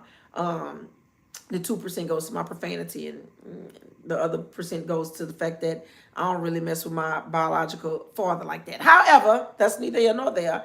The point is, when you are your brand, my nose itching, y'all, from my allergies. When you are your brand, you are always your brand. People are always watching you. People are always going to interact with you. And yeah, I was a little taken aback. I don't know how it is now. That was 2 years ago. It could be completely different. They could have gotten in a different texture in the curly and rebranded. They could have did a self check and fixed the attitudes at the door. I don't know. I'm talking about something from 2 years ago, and 2 years later, that's just where I'm at. Now, me being the licensed cosmetologist, I know how to try to manipulate the product as much as I can. But I think about how many people get it and can't maintain it or can't do those things. You see what I'm saying? So, y'all, you really do. You really do. Self-care, brand awareness, content marketing. You just like it all goes into who you are as a YouTuber, as a person. Your reputation, it will always follow you. My parents and my grandparents, but I call them both. I got two sets of parents now. So I got two mamas, two daddies. My parents taught me these things at an early age. And I'm not saying that because they taught it to me, it's gold and that's what you need to do. What I'm saying is it's something that I think because it was taught to me as a woman, it has helped to shape and mold. Now, it don't always, hey, Julie, it doesn't always completely mold you, because you should forever be growing. You should forever be pushing yourself. You should forever be trying to learn. And okay, you'll be on shortly. Y'all go and support Julie. If y'all like her content, then y'all subscribe. Y'all go watch her content. She's always doing lives. And she's always cooking. She's always talking about adult conversations, just good conversations. So y'all be sure to mingle in the comments with everybody that's in here. Talk and see, who you meet. Make some friends. Bitch, shit, you been at home all day, or out and about. But, it don't hurt to make friends and learn people. Hi, is it Romulus? So I don't know, y'all. I know, like, y'all probably like, damn, she talking a lot. Damn, she done been on here a long time. But honestly, I know I'm hard on myself, and I feel better talking to you about it because I can come on here and tell you, like, I've been there. I be there sometimes. Shit, about a week ago, I was sitting up there feeling like, shit, should I just, I've been on YouTube for some time. Should I just, I don't want to say quit, but just like, pull away, back away. Should I just put it down for a bit? But I really do enjoy creating the content. I really do look forward to coming on, talking with you in the comments, interacting with y'all, and just really talking to other adults. If it were up to me, I'm shy. I ain't gonna lie, I'm shy. But if it was up to me, I would love to meet all of y'all. I would love to, like, we throw a party, we sit down, we just congregate, do what we do, But I understand those things don't happen until, like, you are at certain statuses on YouTube and things like this. Your fave emo. No, what I'm thinking is you're so pretty. Well, thank you, y'all. I'm not digging in my nose. I promise you. The mommy motivator says, "Hi, y'all go check out her, baby. I love her channel. She says, don't quit, keep showing up. You were guided here for a reason. Exactly, exactly. Your fave emo. I'm not an adult. Okay, shit. At some point, we all wasn't adults. If you weren't an adult, you wouldn't be on this live though, because I do have it set up to where kids can't be in here. But yeah, y'all. I know usually I'm on here and I'm real like super bubbly and we talking and clowning and I'm showing you whatever I'm doing. I was on live earlier. I took y'all in Lamps Plus with me and I was looking at home decor and stuff like this. But I apologize if y'all felt it was like such a serious live. I wasn't trying to make it a serious live, but I mean these things were just on my heart to communicate, on my heart to share, because so many people get on YouTube and don't share. I've watched so many people get so excited. Like, y'all, I get excited. Every time I get a new Beau-daes, a new subscriber, I'm excited. I feel just like I felt the first time the very first person subscribed to me. I feel every time I hit a milestone, I get excited about hitting that milestone because it's a sense of, wow, like people really messing with me. Wow, I really am connecting with people. And there are people just like me that are connecting with me and feel the way. I did a live where it was like, I was talking about being basically what society expects you to be as a black woman. And if you're not that type of black woman, how society really does not mess with you. If you're not loud out there acting ghetto or however you want to say it, or if you're not out there just being, what society thinks we should be, the mad black woman and all this other stuff, that's not what they really want to see. And y'all, it took me a good minute to get comfortable doing that live. And I'm going to tell you why. Because sometimes in speaking your truth, everybody can't handle it. Everybody don't want to hear that. And for me, the type of person that I am, sometimes it's discouraging when you see us as women depicted a certain way. And that's supposed to be the standard. That's not everybody. Like, that's not me. I've never been like a ghetto person. I've never been like and when I say ghetto, I ain't meaning just because you loud, you ghetto. I'm just meaning like, I've never, I don't know. That's a conversation for a whole nother day. I'm just going to say that I've never been the type of person to go out and exploit myself for views, money, friends. I ain't never been the one to try that just get along to get along. You know, that's never been me. I've always just been responsible. I've always been either you're gonna like me or you don't. Either we're gonna grow together or we don't. You know, I'm the same way in my relationships. Like it's like the running joke in my family, and it's kind of like the gift and the curse because I get labeled as, oh, Raven got zero tolerance. That's very much true. She ain't gonna play. You know, she gonna stick in there. She gonna try to work through it, but so shit don't work for her. She out. You know, like that. That's the joke. I'm out. I'm out.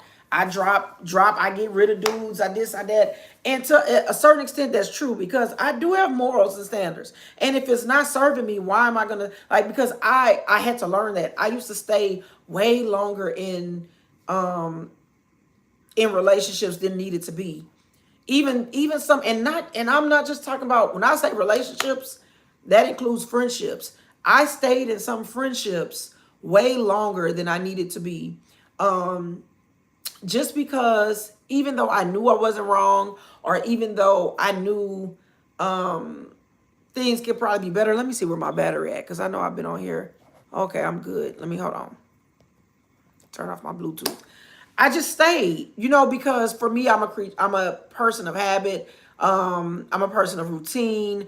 I'm a person that likes to try to fix shit. And in me trying to fix shit, I feel like I can help people, and I can fix people. I can fix the problem. You're upset, even if I know you could, baby. Look now, we about to get into the. I mean, I've been giving y'all the truth the whole live, but I'm just talking. If you can resonate, if you can connect, then I hope that you can. Hey, Simone. I will stay in shit sometimes longer. Let me rephrase that. I have stayed in situations at times longer than I should have. I will not stay in things in my life at this point of my life of where I'm at longer than what it serves me or that person. I'm not going to because of, let's just be real. What time is it?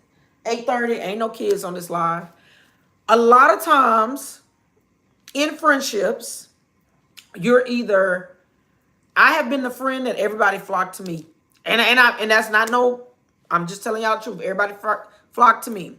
And in flocking to me, everybody was getting something from me that they needed, calling me for advice, calling me for this. And I don't even really like to give advice, but I'm a great listener. And in me listening, I always try to pray and ask God to guide my tongue before I extend advice so that I remove self and I really just try to meet that person where they are. Because when you meet a person where they will respect you more and they will understand more of where you're coming from. Because the truth is, half the time when your friends calling you for advice, bitch, they don't want the advice. They do not want the damn advice. They want to call you to vent about what's going on. They want to call you so you can be their hype person. They want to call you so because they feel like you're their friend. Yeah, you're gonna keep it real, but you're gonna keep it real in with some rose-colored glasses. You know, you ain't gonna just sprawl on them like that. This, you know, you're gonna kind of be, you're gonna tame what the fuck you say. That's what I'm trying to say. Okay. And the truth of it is that's not me. Once you call me and you ask me for something or you say something, I'm gonna tell you because I expect that you're gonna give me the same truth. I expect that if I'm asking you something, you're gonna tell me. I'm not gonna let you be dumb behind no damn dude. Don't let me be. Now, I typically don't be dumb behind no dude, but I think we all have been there. I have had a friend one time, y'all. Oh my God. Bitch, if you watching, just don't comment. When I say this heifer, I felt like I was in the damn relationship. Hold on, what are y'all saying? Okay, Brittany said, I'm a Cancer. When I love hard. Oh, girl, yes. I forgive easy, but no, no, no. I've done lived and I've learned. Robin is a Cancer. One of my ex-husbands was a Cancer. Very true. Simone said, hey to everybody. Y'all go follow Simone with her little sassy self, baby. She got a channel too. And she does good content from reviews to vlogs to all that. And she's also a hairstylist. So if y'all go over there and y'all like her content, then y'all subscribe, okay? That's what it is. Because I don't ever want to tell y'all to just subscribe to people. Please don't go subscribe. Be no goddamn fly on the wall, just sitting there looking at their thumbnails and your recommendations and looking at shit. Because those impressions count. So if you're not going to pour into those channels, just don't subscribe, you know. But definitely at least watch 1 or 2 or 3 videos before you make your decisions on if you want to subscribe and support people. But definitely go over there and go check her out. I love her. Shit, y'all should love her. But I mean, I'm just being real. Simone said, girl, so tiring. Brittany said, I was that friend that tells you what you need and not what you want. And at this point in my life, I'm literally friendless and so okay with it. Girl, look, I'm about to tell you something about that. She said, I'm about to do a tipsy girl chat. When you in, I'll wait. Aw, Sakapuki, thank you. She said, I need actions. Can't keep giving advice. You do nothing.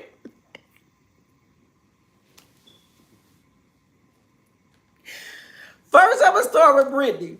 Brittany, let me go back and read your comment again.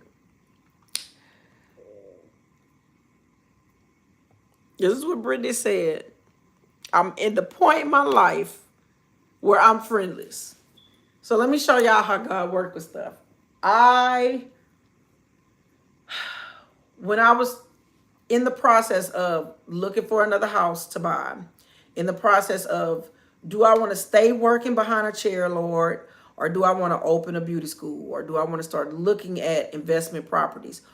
God, you know, I'm at a point where I kind of just want to stop being behind a chair and working so hard, but I want to propel and go into this season of my life. But I want to make sure that it's in your alignment, right? Let me tell you what I prayed. Y'all be talking about that Sierra prayer, baby. Let me tell you about this Beau Raven prayer. I went to God earnestly. I didn't tell God what I want. I didn't demand of God. I said, God, you know my heart before I even speak. I would desire to have a authentic, small friend group around me, you know, to where we can grow and we can do some of these things together.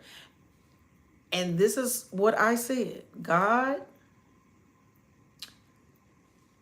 please, if people don't mean me well, or if they are not, because I'm such a person that likes to edify. So if they're coming to steal, kill, destroy, rob, you know, just anything that was not good, remove it, God. Don't even put them in my path. Y'all,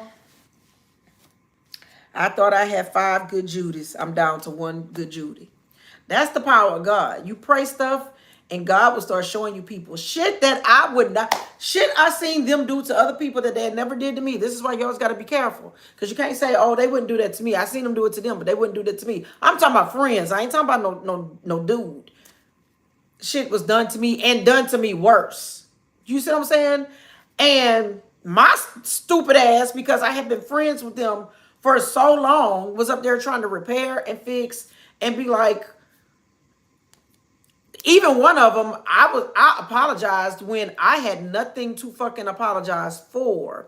And I had to, it took for me to literally go to sleep. God, give me a vision, a dream. Y'all may not believe in none of the stuff I'm talking about. I don't care. I'm telling y'all, I'm a very, very, very, very spiritual person. I believe in the Lord God above. I'm telling you, God will give you signs when you pray, when you fast and pray, especially, because I fast and pray a lot. And it was God reminding me of what I prayed. It was God telling me he was removing things to elevate me. And y'all, soon as certain friends got from around me, soon as I was out of a certain marriage that I was in, things that I had already, prayers that I had prayed years ago, things that I had asked God for an increase in, things started happening. Started happening, y'all. It started happening. So, Brittany, when you say you're friendless, you're never friendless. God got you. When you say you don't have those people around you, that's when you say, thank you, Jesus, that you're bringing. See, like we have to learn to change our words. Thank you, God, that you're about to bring this. All right, God, I'm ready. God, you've prepared me for the table that I'm about to eat the feast at. Thank you, Lord. I'm here. I done showed up. I done showed out. Like, okay, that was that season that I'm in. I'm moving into my next season. This is my season for harvest. Like, y'all, I'm so serious. That's how I think. That's how I live. That's how I am. Because it's true, y'all. It's so true. It's so true. Don't ever think that your blessing is on hold. Don't ever think that you can't have the desires of your heart. Don't ever look at your situation and be like, Lord, how am I here? Why am I here? Lord, how do I get out of this? Lord, I just can't take it no more. Usually, you don't have to be at rock bottom for God to bless you and increase you.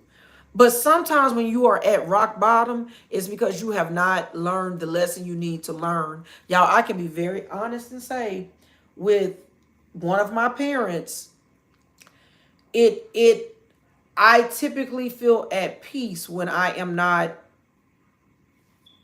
so invested in dealing with this person. Because it's not that they mean me wrong. I just think that sometimes when people are in certain seasons of their lives, it doesn't matter who they are around or what they can mean well, but sometimes it just don't come off well. And sometimes you really do have to love people from a distance. It hurts like fuck. It do. It hurt like fuck to love somebody from a distance, whether that's a parent, a sibling, a family member, a friend, a lover. It hurts when you have to separate yourself and love somebody from a distance. But y'all, what is worse? Loving that person from a distance or sitting up and being destroyed. And what I mean by being destroyed, your mental. You know, your mental gets destroyed. The emotion gets destroyed. We as women, once that emotional part get fucked with, it'd be hard for us to come back and trust you. It'd be hard for us to come back. And I feel like Hannah off of the haves and have-nots. She was the most cussingest Christian. But I'm just trying to tell y'all the truth now. Shit, stay with me, goddammit. Stay with me. Look, the Lord is working on me. Sometimes you just have to do what's best for you. Nowhere does the word of God say that you have to let people drain you and do all these things because of the title they hold in your life. And I'm going to leave that there because I don't want to go too far down that rabbit hole because I don't need y'all all over the internet talking about she got this, da, da, da. No, I can speak my own truth. I love my parents. I love my parents. Can't nobody say shit about my parents to me but me. But sometimes we ain't always right. And sometimes when people are older, it ain't no apology because they so fixed in their ways that they don't know how to apologize. And they feel that they are entitled to act the way they act. And that don't always mean it's right, okay? She said I was that friend that would tell you, oh yeah. And let me see what y'all saying in these comments. I'm about to do, I saw that one. I need actions. I saw that one. I'm definitely going to watch your Tipsy Mom thing. Hey, Beauty by Simone. I'm putting the baby to sleep now. Just don't subscribe. Correct, Simone. Just don't fucking subscribe. Shit. Don't be up there breathing air and shit. Callie King, hey, how was that damn get together and all your bag meeting and all that you did? Rebecca Towns, today is my birthday. Tell Rebecca happy birthday. That's your girl. Wait, let me get some. I don't have nothing up here. I was about to throw some turkey. But baby, we celebrate birthdays over here, okay? I got a birthday coming up on the 16th, one coming up on the 23rd, one about to turn 17, the other one about to turn 15. So y'all, my kids is getting up there. I be calling them my babies and shit, but shit, I'm about to have 18, 17, and 15. They around here eating up grown food, shit, looking like tall, all of them. Well, Sydney almost as tall as me. She ain't beat me just yet. Happy birthday, Rebecca. I know that's right. Birthdays are a blessing, honey. Clint, happy birthday to your mommy. She just came home from her. I saw the live when I was there. Now I am back on. Oh, I love y'all. Y'all telling Rebecca happy birthday, girl. Happy birthday to you. See, we put bounce music to everything. Yeah, that's that Louisiana in the store. Beauty by Simone said, girl, me too. Same prayer. And I was wondering why people haven't called me. I haven't heard from their child. God said, remember what you prayed for. I'm like, oh, damn. Okay. Girl, I just knew. I just knew we was good. I was like, shit, girl, yeah. I've been praying. And the sad shit is, like, so I'm going to sum it up. One of them, she was always this type of friend. No matter what I had, she wanted it too. Whatever I did, she was doing it too. You know, like, I don't want to say like copycat type shit, but it was in her. And when I got married, she's like, well, why you get married and I ain't never been married? Like, she was that type. And so when she finally went to get married, I was actually going through some stuff with my ex-husband that I have my 3 children with. And we were like going through court stuff. And I just remember her. Now, this is what I'm going to say. She lived with me. I used to let people live with me, y'all. She lived with me. Didn't have a pot to piss in or window to throw it out of. She lived with me. Okay? I never charged her no bills, no nothing, no nothing. She lived with me over a year, maybe almost 2. She hit her little lick. That's what I'm going to call it. And, oh, baby, she was too good then. Okay? I'm going to leave it like that. The other one, I always was watching her kids. Now, I got 3 kids. She wanted to go party and do all this stuff. I would have her kids for weeks at a time. This shit was no lie. She got mad because one of our mutual friends came to her and was like, that girl always got your kids. That's wrong. People were starting to be like, she always got your kids. She always helping you. And you be out here fucking partying, doing all kind of other shit. Baby turned on me like I had did her some shit. You see what I'm saying? And I'm like, well, number one, I don't discuss me having your kids. Number 2, we enjoy having your kids because they're all the same ages. And number 3, if I can help you, I can help you. Because what's the difference? Why am I going to let you leave them in the house by themselves for you to go out and do all this shit? Girl, just bring them over here. Don't be doing that. You got to go to work today? Okay, bring them over here. Don't be doing that. You know, I worked for myself. So come on, they can all play together. I got a whole little play area set up. My kids know, you know, when mommy's doing hair with clients. Even when I had my salons, I would always find salons with multiple like rooms, and I would turn one into like a nursery. So that way, like clients, their kids could go in there, my kids could go in there. My kids would be there, especially in the summers. Like shit, when they were, girl, I wasn't supposed to pay that daycare. Like the daycare was more than my mortgage at that damn time when I had a mortgage. So no, so that one fell out. Let's see, who was the other? Oh, the other one, shit, I done told you about her. That heifer, she the reason I came up here. She begged me, I got divorced. She begged me to come up here. I had already had a salon in another house I was going to rent, but I had a house I was looking at that I was going to buy. She convinced me to move up here. We can help each other. More so me helping her. Then she stages her house to get robbed. The only shit in the house that comes up missing is mine and my children.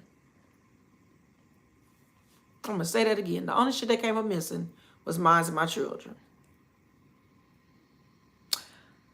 Because I looked at her as a sister, I didn't do any renter's insurance because I was staying there. I was paying for everything, putting food, cooking, doing everything.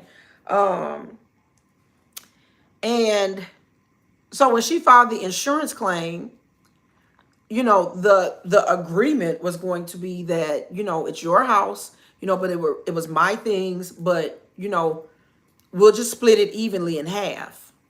Baby. When people are in bad places, y'all, they will hurt you. Hurt people hurt you. When people are in bad places, they will hurt you. It was never about the splitting it in half. When I found out that she was behind the motherfucking, that she had staged it. Mind you, God showed it to me again because everybody kept being like, well, y'all was like sisters. Forgive, forgive, forgive her, forgive her. You know, like, yeah, she was real fucked up for that shit, but just forgive her. It took a year.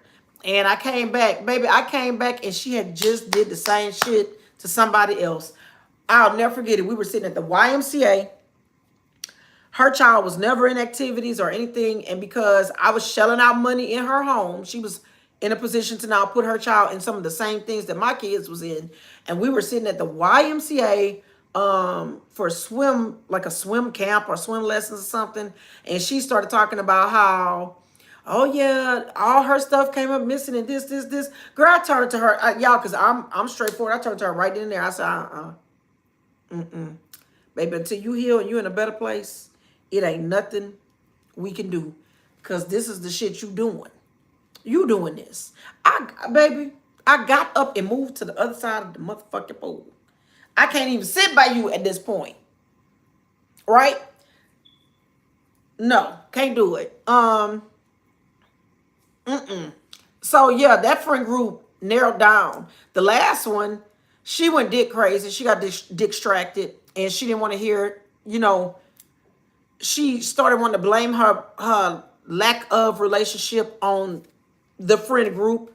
And so she disassociated herself with the friend group. Now, I was never the one to tell her she was distracted. But after you tried to fuck over me and tried to act a certain way, I was just like, oh, okay, girl, yeah. Yeah, all right, that's fine. You got that, you can have it. And I moved on and I went on by my business. I ain't talked to her. Now, it's been almost 3 years and she came on something on my Facebook the other day and commented. And girl, I looked at that shit. I was like, well, God, look at the dead coming from the grave. Like, ain't this about a bitch? I don't get, because see, Satan will send you distractions. However you acted, I ain't saying people don't change, but don't fucking forget what people do. So for me, you did all that, you act like that, you was doing all that, and you ain't spoken all that time. This is the way you try to I guess, make an introduction to speak. I don't need that back around me, because where I'm at in my life, y'all, where I'm at in my life, I truly believe that God is going to continue to bless and increase, you know, and I believe that. I know that to be a fact because I live my life a certain way. I don't live to harm people. I don't live to hurt people. I don't go around malicious. I don't have jealousy in my heart. I don't have all these things. So I mean, literally, my dude, he'll be like, God damn, you wake up happy. I do. I wake up happy and excited because it's another day for me to do something. It's another day for me to get up and I'm still here and I can enjoy my kids and I can enjoy my life. And I'm excited about what my day is going to bring me. Now, do I get discouraged? Do I get tired? Do I have bad days just like the next person? Yes, but I don't let that shit consume me. That's what I'm telling you. You cannot, with self-care is about you. You cannot let shit consume you because it will eat at you. It will fester. It will take root. That's not what you want. When you see it happening, redirect. When you see it happening, change the trajectory of your day.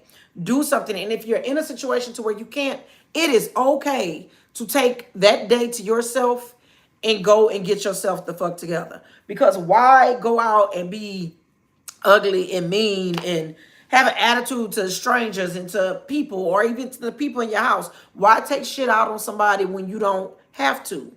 When you can really just separate yourself and regroup and feel better about it. I'm telling y'all, it works, it works, it works. Everybody in this house know if I get upset, give me 10 minutes. In 10 minutes, y'all, I will have calmed myself down. I will, I'll be able to process the situation because I'm very analytical. I have to process shit. I have to, look at it and be like, okay, all right, got it, and then I can go from there. But trying to, y'all ever been around a person? I used to date a person, and he loved to force discussions when shit was heated, intense. You ain't really feeling the shit. Get the fuck out of my face right now. He loved to force the conversation then, like, well, we need to talk about it. We need to discuss it because I want to. He really didn't want to discuss shit. It was just a way to agitate because he knew that would be the way he could get it because he couldn't get at me with words. He wasn't no abusive man, so he wasn't gonna put his hands on me. But it was people, y'all. People be with them shits. I'm trying to tell you, people be with the shits. So if he could agitate me more, then he felt like, baby, I got out that situation so quick, baby. Bitch, look, quick, fast, and in a hurry. Because you are not going to provoke me, sir. I'm not even going to allow you to. You're not going to provoke me. I'm not going to allow you to provoke me. You're not about to fuck up my day. You're not about to come over here and redesign my life and bring this chaotic shit over here. I see you and it's a no. So that's what I'm telling y'all. When shit like that come around you, get away from that. Get away. I don't care if it's your friend, your best friend, somebody you call your sister, somebody that is a relative, or somebody you laying down in the bed with and y'all doing adulting type things. I don't give a care. Do not be distracted. D-I-C-K. Do not be distracted. Do not let, that's like, I tell my kids, because they're going to start dating. I tell them, look, it's okay when y'all start dating to date. It's okay to get into a person and, be all in that. But still stay true to who you are. If you know you like to go do such and such on Monday, still keep that routine. Do not start sacrificing those things, because I had to learn it the hard way. Don't start giving up those things to spend time with this person, because what happens, you'll find yourself in a situation where one day you look up and you feel like, I compromised myself. I compromised who I was for this person. Just think, seriously. You ain't got to go back. I'm going to go back. Seriously. Think about the people you have dated. Okay? Think about the shit you compromised, sacrificed, allowed when you were in these relationships. Are you still with that person? No. Hopefully you learned from it. And when you went into your next relationship, it gave you a sense of a standard of what you did not want to accept or what you were not going to do. I know as women, the biggest one for me that I had to learn, I would come into the relationship and I would over motherfucking share.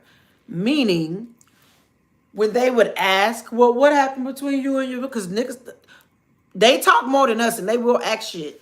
Oh, I'd go ahead and tell the truth. Well, this is what happened, blah, blah, blah, blah, blah, blah, blah, blah, blah, blah. So they knew what not the fuck to do, right? And then 4, 5, 6 months down the road, I'm thinking I got, oh shit, he this and that and that. And then this motherfucker started changing. But the truth was he was never changing. He just played a role until he got me to a point to where I didn't want, to not be around or to really date him or to, whatever. So yeah, I had to learn and learn fast to stop oversharing when I got into relationships with people, because I am. And I'm the type of person, it's not so much that I overshare, but say if me and you are friends, right? And we are. Say if we were in an intimate setting and we were talking, I would feel comfortable enough to disclose certain things or say certain things with you, just in fact of oh, that's a good person. I a lot of times I'll judge people and think they're a good person. And the truth of it is they're not all good people. But I go into it I trust you until you give me a reason not to trust you. So, I look at it well, shit, if I'm meeting them and they're cool, I'm cool. It shouldn't be anything to it. That's just my personality. It should be shit. I don't think we friends. I ain't gonna say I meet you the first time and I'm bitch, we besties. I'm not saying that. But what I'm saying is I can be once I feel you've earned my trust, I'm very trusting. I will feel like you are just a good ass person. And I had to learn everybody is not. I had to learn there were people around me just based off of different things. Like, that's why I'm very careful with like who I bring to. I really never have people in my house. Who I bring to my house, what I do at my house, who I invite to my house.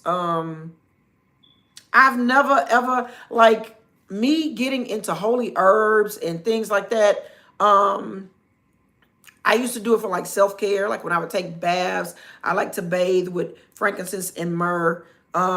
Frankincense and myrrh smells, or jasmine, or just things that if you go into the Bible and you read what they use these things for, they were healing agents, they were different things and stuff like that. So I like to do things like that. I like to have certain things like that around my house. I like to have certain, I just do. So I never was a person to be like, I'll use sage to sage out bad spirits and stuff like that. I found myself using sage to for like a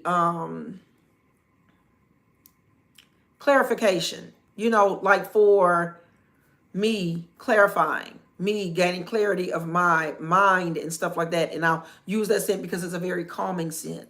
And it would make me feel like I was kind of like starting anew, right? So I would use sage in my home for stuff like that. I actually have a video that I'm gonna put up. Y'all see me, I was burning bay leaves. I like to write my affirmations on bay leaves because bay, bay leaves are used to, I don't want to say make things come true, but they're used in an aspect of when people ate the bay, or when people from the Holy Land used the bay in a religious aspect, it was deemed that these things would come to fruition. And, it was just a thing to help clear and cleanse and promote positive affirmations. So I like to write my affirmations on bay leaves and just burn the leaf.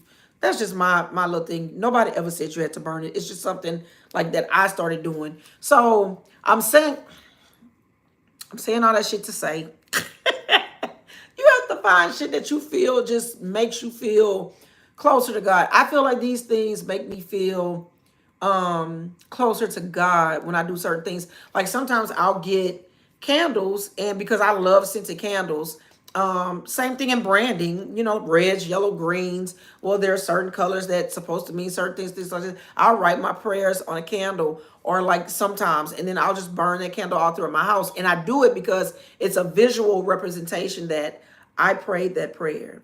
Me and God had that talk. I don't have to go back to God about that talk. God got me. I've already gave it to him. And even though I feel that, whether I write it down in my prayer journal, or I take my prayer and I write it on a candle, it's just a like I said, it's a visual representation. When I pull out my prayer journal, because I'm a journaler, I've always had a diary and a journal. This is what I do. Everything I do, I write down. It's just what I do.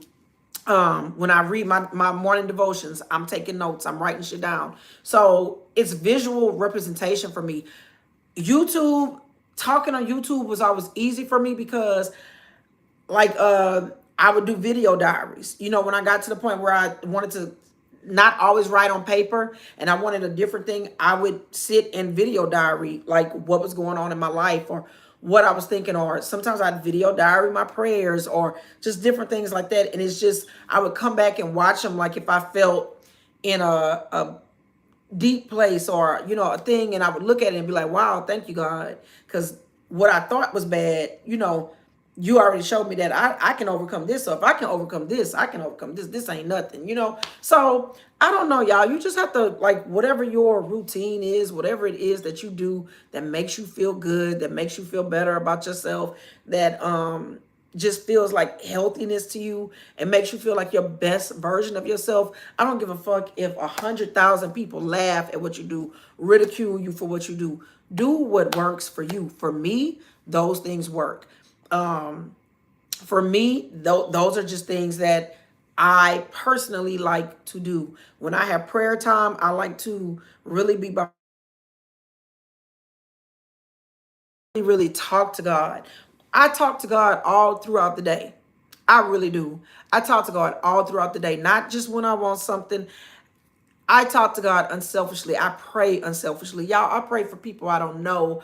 I pray for people in other countries. I pray for because we're all without sin. I will pray, I always pray that even during the day, I always ask God to put godly people in my path. I'll ask him to put like-minded people in my path. I always pray that when people meet me, that I'm a blessing to them. So like when they meet me, they don't leave with a bad taste, or if it's something like if I feel like I didn't get an opportunity with a person to talk to them, or I didn't get to know them, I just ask God, like if it's meant again for us to cross paths, we cross paths. Y'all, that's really how, really, really, really how I go. Oh, thank you, Brittany. She said you gave me a new prayer. Thank you for saying that. Going through a rough and emotional time. I don't know if it's Melina Danielle. I hope I'm saying it right. Baby, we all go through stuff. I promise you, we all go through stuff. Like, so at the end of the day, know that it's going to be okay. I don't know what your situation is. I don't know if and you don't have to disclose because it ain't for everybody to know. But do know that sometimes when you feel like because I don't know why I'm being led to tell you that. If you feel like you can't talk to somebody, you can always talk to God. You can always go to God. And even if you don't know what to say to God, God already knows your heart. So if you just need to sit, if you need to cry it out, if you need to just, whatever it is, that's what you do. Seriously. That's real stuff. Because if you here, then you're here for a reason. Oh, yes, I'm all about peace, vibes, and energy at this point in my life. You know why I think that is, Simone? I used to say all the time, when I turn 40, I ain't gonna be like, oh, I'm 40, I ain't got time for this shit and that shit. Yes, you do. I think it comes with being 40, right? And the reason I say that is because the older you get, the more you respect your peace, the more you protect your peace, the more your prayers and your actions revolve around that, right? So what happens is when you see certain things, you don't even have to say shit. You just move accordingly. And that's what it is. You move accordingly. Yep. God got you, sis. You are never alone in your troubles. He is always waiting. Beautiful. I love it too. Where am I streaming from? I'm in my, I call this like my film room. So like I have my desk. I have 2 desks in here and I have like my little setup. So I'll show it to y'all. Hold on. Let's see. So this is actually like a 5th bedroom in my house. I don't know if y'all can see around the lights, but I don't know what's going on. Miss Queen D is on. Y'all know I've mentioned her here on the channel quite a bit.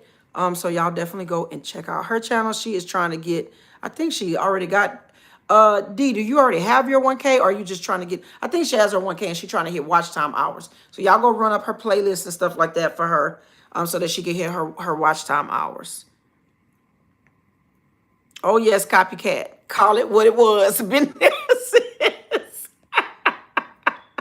Yes, she hit a lick. I'm trying to tell you, she hit a lick. I can't say too much because I mean, back home, everybody know what it is. It is what it is. But she hit her lick because she had been trying to get a lick for a long time. And I was always that friend trying to show her a better way. Like, girl, you don't have to. You ain't got to live that way. You ain't got to be that way. Like, take care of your own self. Like, don't depend on somebody else because just as much as you trying to get this lick, that shit can be gone. Like, y'all, as a person that, let me tell you this, going through my first divorce, we had it all between the two of us, from the house, the car, the money, the kids, the white picket fence, the dog. From the outside in, you'd have been like, oh, like how people be all Russell and Sierra and this. That's why I don't do all that shit. I don't ever be like relationship goals, all that shit. You don't never know what a person is going through. Although we had all of that, shit was just not right. So I was trying to use myself because she was somebody that I love to be like, look, that ain't how you want to live, boo. Now, I wasn't in no thing where I hit no lick, but me and him just, like, I played piano for churches. I did hair. I had a business. Like, financially, we were okay. He was making his six figures. Financially, we were okay. It was the look, I ain't shit. The shit didn't work. But she hit her lick and shit went wrong. D said, hold, what's going on? You need me to get in the line. She said, that's why I don't do the roommate thing. No matter what, everybody got to go. Even mom. Girl. Let me see how many times I done let people. I don't do it anymore. The last person that lived with me, of course, was my mom because I was taking care of her. She passed away. But before that, one, two, three, only three. And all three of them lived with me for over a year. One of them fucked up all my shit. The other one, basically, I just told y'all what she did. And then the other one basically stole from me. So I mean, yeah, after all of that, girl, I was done. D said, that's me. Once we cut, I am done with it and I'm gonna leave your ass. Melina says, working on that, been so nice that people took advantage of my kindness. Now I have resentment and plenty of rage and anger within, I realize. But you know what? It's good that this is what I'm gonna say to you. Number one, I commend you for even disclosing that, because and in you being able to speak your and you being able to recognize where you are, it should allow you the air, the time, the space, the energy, all those things you need to deal with it. Because resentment, that's a mean motherfucker right there. Resentment, when you resent somebody, baby, I have resented a motherfucker before. And what happens is you don't even like the way they look. You don't want to fucking be around them. Don't touch me. Don't talk to me. Ugh, right? That's resentment. Anger, that's different. Anger comes and goes. Anger comes and goes, and that can kind of be controlled. Resentment, that right there, that's a whole nother thing. Rage comes with the anger. Rage actually comes before the anger. If you ask me, some people will say it comes after. I say it comes before, because you start to get enraged and then it hits the peak of anger. And the thing about knowing where you are, when you know where you are, you can do the work to be better for you, not better for nobody else. Fuck be better so when you get into the next relationship, fuck be better so when you deal with your family member. No, you do the work for you so that you're better for you, so that you know how to control it. It took me, y'all, I used to have a motherfucking temper. It took me to get to it. I had the spirit of blockation. I would block your ass. I had the temper. I had this shit, I'ma tell it how it is attitude. It took me to get to a place in my life to be like, yeah, I can do all of that. And I know that I stand behind it and I can be right. But what do I get being right? What does that do for me? So I had to work on that for me. I had to get in a better place for me and do better. So I commend you, Melina, for saying that. She said, I realize I'll never forgive a person and I don't like it. You don't, forgiveness is for you, not for them. And people say that all the time and it's so overrated. But I'm going to tell you why forgiveness is for you. Because when you hold on to it and you don't forgive them, you don't ever have to verbally tell them you forgive them. But in private, you need to forgive them. Because when you don't, it harbors and it festers and it lingers on to you. And you can't be the best version of you like that. So that's what the forgiveness is about. She said, child, don't let them know your weaknesses or insecurities. Agreed. Somebody's message is held for review. Why you be using dildos? Oh, well, no, we gonna hide that, Jordan, because I'm not using dildos, honey. I don't have to. I don't use them. I don't self-please. Just not my thing, never was. But yeah, y'all. I really hope that us talking tonight, y'all understand. Exactly. Y'all understand like where I'm coming from, where I'm at, because business can be hard. Even with business, you give yourself 5 years with a business before you really reap, the profits. Yeah, your business could take off boom in the first year and you make profits, but you're not going to recoup what you put into that business. And you still have to learn your business. And that is the same thing here on YouTube. A lot of people be wanting overnight successes and just want to rush the process. But I guarantee y'all, if you sit back and really learn, really pay attention, and really invest in yourself, when you accomplish it, your process is going to be just that much more. So I love y'all. Y'all ain't my Beau-daes. Y'all are my Beau-daes. And I am about to go and check on my kiddos and probably,